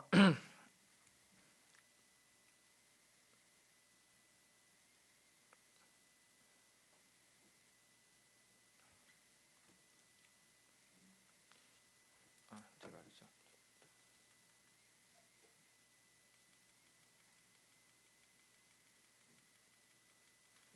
이거 시간 걸리네. 죄송해요. 혹시 거기서 해줄 수 있어요, 주연 쌤? 예, 예. 제가 먼저 이순호 선생님 얘기하셨을 때 먼저 간단히 말씀드리면요. 중복되는 부분이 있어 황태현 박사님 답변할 때 좀 더 겹치는 거는 생략하도록 하겠습니다. 먼저 국경경관 개념에 대해서 이론적 틀 보완하는 거에서는 헐겁다는 표현했는데 그게 맞아요. 일부러 헐겁게 했습니다. 일부러 헐겁게 했고요. 이게 정책 연구 만약 이게 기초 연구 과제였으면은 좀 더 이론적인 고민 같은 걸 좀 더 많이 하려 했는데 그런 것들이 사실은 초고에서는 제가 되게 많이 좀 과욕을 부렸거든요. 근데 그런 걸 좀 더 담백하게 하는 과정에서 줄였고, 근데 그 담백하게 하는 과정이라 하더라도 이 교수님이 얘기했던 여전히 2차원적인데 3차원적인 측면에서 좀 더 약간 약간 이론적인 틀에 디벨롭하는 수직성, 과연 그게 물질이 넘어오는 부분들 얘기할 때는 그게 필요하거든요. 비인간들에 대한 그런 부분은. 근데 그 부분은 나중에 제가 이 보고서 상관없이 좀 이론적인 걸 좀 진전시키는 후속적인 개인 뭐 논문이 됐든지 다른 리포트가 보고서가 있지 그때 좀 발전시키도 하겠습니다. 저도 그런 부분에 게 있는데, 근데 또 한편은 다른 뒤에 있는 연구와 관련되는데 제가 오디언스를 계속 의식을 할 수밖에 없었던 것 같습니다. 마냥 이론적인 부분에서 제가 뭐 어떤 비인간 인간 너머의 지리학 뭐 그런 사회과에서 하는 부분들 원래 하던 부분들을 여기서 그대로 하기에는 좀 더 시간적으로는 문제는 없었던 것 같아요. 그 고민할 때. 문제는 오디언스들에게 심지어 저희 연구원 내에서도 다양한 전공자들이 여기 지리학자가 저 한 명이고 여기서도 막 정치학자들 많이 있고 그리고 황태현 박사님은 좀 더 공간적인 부분의 문제의식 같은 게 되게 공감을 해주셨지만 또한 이 안에서도 이야기를 할 때 제가 얘기한 게 너무 뜬구름 잡는 소리가 될 수 있다는 걸 느낀 피드백들이 많이 있었습니다. 그래서 좀 더 서로의 눈높이를 맞추는 작업이 필요했고 그 과정에서 아까 얘기했던 지리적 측면, 지리 정치 경제학 얘기를 했지만 지정학과 지경학을 제가 다소 이분법적으로 하면 안 된다는 거를 얘기해 문제의식을 했음에도 불구하고 분석할 때는 굳이 국경 경관의 특성도 좀 더 그렇게 경직되어 보이는 걸로 나누게 되고 이런 부분이 이제 비인간에 대해 아까 얘기할 때 좀 섬세하게 포착할 수 있는 것까지 다 포함해서 다소 단순화시킬 수밖에 없었고 그게 제가 문제의식을 갖고 있던 인식론적인 부분까지 약간 오해가 다시 또 될 수 있는 상호 충돌될 수 있는 부분이 있었는데 이거를 충분히 타협하는 거는 쉽지는 않았던 것 같습니다. 그래서 저는 단순화되면서 그런 오해가 발생을 했던 것도 사전에 다른 이제 외부에서 이제 이 연구를 공유할 때도 좀 이야기 있었더라고요. 그래서 그런 부분에서는 아마 이 국제연구원에서의 연구할 때 좀 고민이 그렇게 있었던 거를 이해해 주시면 좋을 것 같은데 그게 어쨌든 저도 미리 이제 그래서 연구의 한계를 첫 번째로 얘기했던 게 이제 이수원 교수님 얘기했던 거 관련된 것 같습니다. 가령 이제 지정학적 논리가 국가 스케일에서는 작용할 수 있는데 지역 스케일에서는 지경학적 실천이 동시적으로 작동할 수 있는 부분인데 제가 얘기한 건 다소 국가 스케일 중심으로 하다 보니까 그 특성이 너무 다시 또 다른 일면적인데 단순화되면서 사실은 다중 스케일이라는 얘기를 하죠. 저희가 되게 다층적으로 동시적으로 봐야 되는데 특히 접경 지역의 경우는 그런데 그런 부분이 이 보고서에서는 잘 드러나지 못했던 게 맞습니다. 특히 지정학과 지경학을 황태현 박사님은 그래도 전면적으로 내세울 때 그거의 중요성을 얘기했지만 사실은 이 국경이라는 공간은 탈북민 연구에서 특히 나타나지만 어떤 주체 개인이 갖고 있는 그 선을 넘었을 때 나와 타자의 관계 그런 게 굉장히 많이 내면적 부분에 대한 포착도 필요하고 오늘 아까 김성경 선생님도 오셨던 참여하셨던 것 같은데 아무튼 그런 부분들이 좀 중요하죠. 그리고 저는 저 같은 이제 비인간 연구까지 포함한 사람들은 비인간이 갖고 있는 그런 부분들이 어떻게 그런 그 지역에 적경을 형성하는지 이런 부분이 너무 제가 환원론 쪽으로 지정학, 지경학, 환원론으로 되는 거죠. 그런 부분은 차후에 되게 분석을 좀 더 해야 될 부분이 있지만 여기서는 못했다는 거를 말씀드립니다. 그리고 이제 지리 정치 경제학의 측면에서 지정학과 지경학도 다 둘로 너무 나눴던 거에서 저도 이제 지오폴리티컬 이코노미에서 이제 이수원 교수님도 하시고 있고 저도 이제 그런 부분 10분 동의하고 있는 부분인데 그런 부분을 중심으로 해서 비인간 얘기도 좀 더 얘기를 안 나아갈 수도 있겠다는 생각이 들었는데 일부러 지리 정치 경제학 얘기를 뺐습니다. 여기서 그냥 지정학 지경학이 기존의 연구자들은 지경학도 익숙하지 않은 사람들도 있어서 그런 거에서 이제 지정학과 지경을 나눠서 잘 얘기했던 거가 단계적으로 이해를 서로 공감할 때는 낫겠다는 생각이 들었는데 향후 연구에서는 저 지리정치 경제하고 전면에 하고 싶은 생각을 갖고 있습니다. 그리고 우주공학 이야기를 좀 더 관심이 다들 있으니까 얘기를 좀 더 할 수 있는데 우주공학을 바로 할 수 있을까? 이걸 하니까 너무 늦어가지고 시간을 아껴야 되니까 우주공항을 뒤에 보면은 제가 이제 여기 보면 이제 철로가 들어갔다 했잖아요. 이 주기장 부분에 철로가 들어갔는데 이게 왕복이 아니라 단선입니다. 한쪽만 일방향만 일단 건설되는 거. 이게 얘기해 준 거는 임시적이다. 그렇다면 언제든지 이거는 방역 물자를 긴급하게 황태현 박사님 얘기했던 그 부분에 대한 게 더 클 수가 있고 그다음에 이 사진은 보이지가 않지만 제가 여기 있는 저기 일루신 폭격기 같은 것들이 다른 공항에 이동했다고 하지만 다 옮겨졌을 거에 대해서 지금 약간 의구심이 드는 게 탈북민 인터뷰를 해보니까 저도 이제 인공위성 사진에서 봤는데 오른쪽에 보이지 않는 오른쪽 편에 굴이 있습니다. 산이 있고 그 산 안에 굴이 있는데 그 안에 비행기들이 있을 걸로 또 의심이 많이 됩니다. 그래서 그 비행기들이 만약 있다면 나중에 군사적 목적에서 다시 재편될 수 있는 확률이 높고, 다만 저 주기장이라는 데가 또 저거 굳이 저거를 철로로 놓았을까 때 그 상징성을 전 되게 고민했거든요. 그래서 주기장은 당연히 군사 공항에선 필요로 하는 시설이고 한데 저 부분을 왜 굳이 파괴해서 철로 두었을까? 저게 토목공학적인 어떤 의미 때문에 그랬는지 모르겠지만 전 그게 좀 의심은 들었긴 했습니다. 그리고 이제 방역물자 아까 황천 박사 얘기했는데 세관 쪽을 보면 신의주 쪽에 세관 그 이쪽 그쪽 단둥하고 연결된 그쪽에도 화물 공간이 있어요. 창고가 있는데 그 창고들이 있음에도 불구하고 확실히 이 바이러스가 들어갈 수 있을 거라는 그 부분의 우려 때문에 넓은 공간이 필요해서 저 공항을 사용을 했던 목적이 더 큰 거라고도 해석이 될 수 있는 것 같고, 언제든지 다시 그 물자들에 대한 소유는 거기 있는 세관도 충분히 크니까 거기 사용하고 여기는 군사공항으로 갈 수 있겠다는 생각도 들었는데, 어쨌든 이게 이제 이소은 교수님이 얘기했던 거 연결되어 있는데 황천 박사 얘기하고 단둥의 여기만 단둥하고 연결된 신의주가 어쨌든 남북 교류에서 제일 많은 그 실천들이 있고 해서 제가 신의주 쪽도 많이 좀 찾아봤거든요.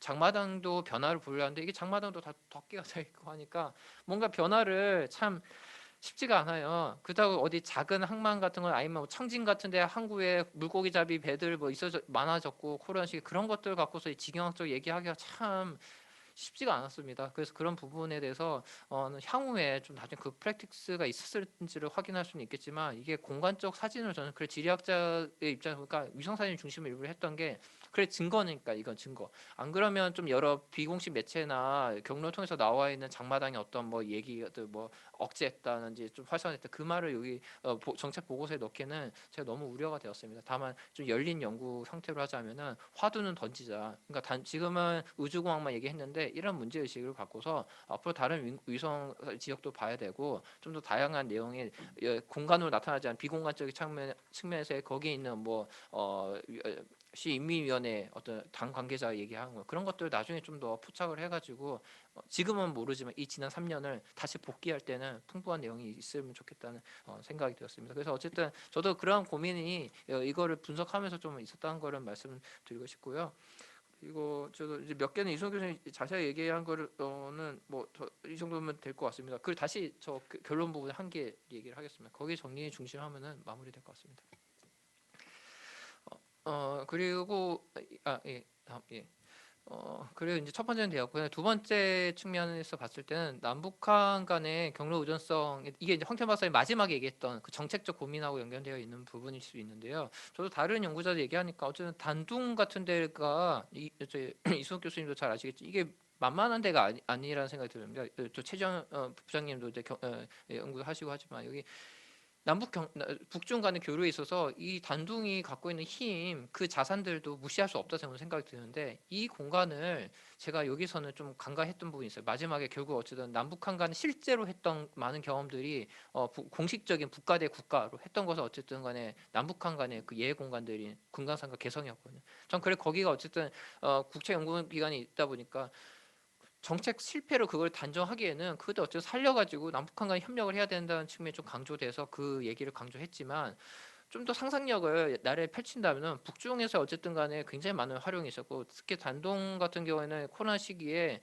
한국 쪽에 투자 유치를 하려는 고민까지 했거든요. 호시무역구에 기존에는 북한하고의 호시무역구를 하는 거지만 거기에 한국과 일본 기업들이 들어올 수 있는 거 몽골까지 포함해서 좀 더 그런 다채로운 걸 하려 했단 말이에요. 물론 그거는 지경학적 상상력에만 국한됐고 실제 움직임은 거의 없었던 걸로 확인됩니다.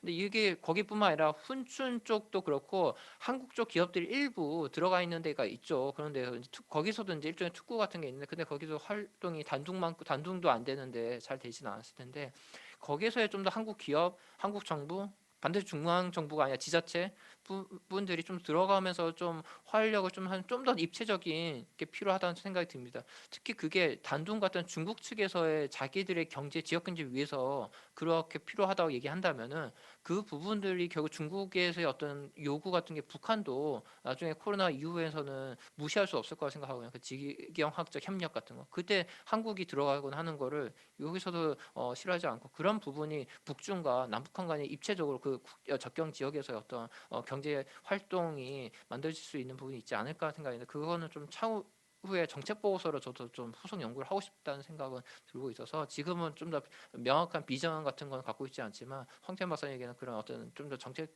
연구로서의 대안적 공간에 대한 고민은 저도 갖고는 있지만 후속적으로 그건 좀 고민하겠습니다. 그리고 세 번째 북러 접경에 대한 누락 같은 것도 좀 있네. 최근에 우크라이나 상황 같은 거 보면 제가 이제 러시아는 짧기도 했지만 분석하기엔 너무 실제 국경 봤을 땐 별거 없거든요. 너무 짧아가지고. 그렇지만 최근에 이 정세 봤을 때는 이 부분도 앞으로는 해야겠다. 다만 제가 연구했던 시기에는 이게 그렇게 두드러지진 않아가지고 좀 누락했던 한계가 있고, 그다음 반문호적 한계 앞서 얘기했지만 중국 측 공간을 다룬 비율이 높습니다. 북한이 진짜 제가 아무리 그런 반문호적 국가주의를 비판하면서 도시 혹은 지역 스케일에서의 북한을 좀 이해해야 된다 했지만 찾아보는 게 너무 한계가 많이 있었고요. 그 한계가 이 논문이 갖고 있는 이 보고서 갖고 있는 한계를 밝히는 게 후속 연구의 마중물로서 중요하지 않나 생각이 듭니다. 끝으로 이제 이런 얘기를 하고 싶습니다. 북중 간의 독특한 지정학적 긴장 관계를 어떻게 볼 것인가? 아까 호시무역구 같은 걸 보면서 제가 지경학적인 움직임이 중국 측에 있었다 했지만 그것도 어떻게 보면 좀 더 긴 역사 거슬러 올라가서 보면은 너무 그거를 어떻게 봐야 될지 좀 고민이 됩니다. 무슨 말이냐 하면은 중국은 여기 동북 지역은 중앙에서 봤을 때는 변경입니다. 주변부죠. 여기 이렇게 저발전되어 있는 곳이고 그래서 뭐 창지2 같은 프로젝트를 통해서 어쨌든 경제를 살리려는 흐름이 있지만 과연 거기에서 어느 정도 진정성이 있을까? 어쩌면 지금의 북중 접경 지역의 중국 쪽은 저발전을 유지하는 게 중국 중앙의 전략이 아닐까 생각이 들고요. 왜냐하면 여기에서의 교류가 너무 활발화됐을 때 북한 쪽이 물론 북한의 압록강 앞까지 미군이 들어온다는 생각 안 하지만 이 북한이 자본주의화 되는 거에 있어서 불확실성을 중국이 반기지는 않을 거라 생각이 듭니다. 그런 부분들 때문에 경제개발구를 많이 2010년대 중반까지 김정은이 많이 지정했지만 중국 쪽에서는 아까 얘기했지만 관광 정도, 접경도시에 관광 좀 하는 정도지 경제개발구에 선전처럼 과감하게 투자 안 하거든요. 그건 물론 민간 수준에서의 어떤 신뢰 자체가 북한이 굉장히 보여주지 않았던 부분이 있고 그 신뢰는 다시 또 사실은 남북한 간에 했거든요. 그 개성공단 같은 거 할 때 협의해서 제도도 만들고 보험까지도 가능하고. 근데 중국 쪽에서는 민간 차원에서는 중국 기업들이 북한에 들어왔을 때 몰수되고 쫓겨나고 그런 경험들도 누적되어 있고 불신이 굉장히 많고 어쨌든 하지만 기업은 차치하고 중앙 차원에서 국가 차원에서 봤을 때는 어쨌든 경제개발국 같은 맘만 먹으면은 투자했을 텐데 그렇게 안 했던 이유 그냥 호시무역구 정도가 최선이고 그 정도만 해라 하는 걸 수도 있습니다.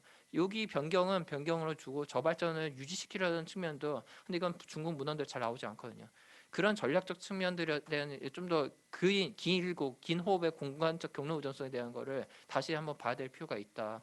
그러면은 여기서 이 지경학적인 것도 그렇게 어떤 큰 변화를 원하는 게 아닐 수 있다는 생각 들어서 이런 부분이 이 연구에서는 어쨌든 코로나 시기만 초점을 주다 보니까 확인을 못했던 것 같습니다.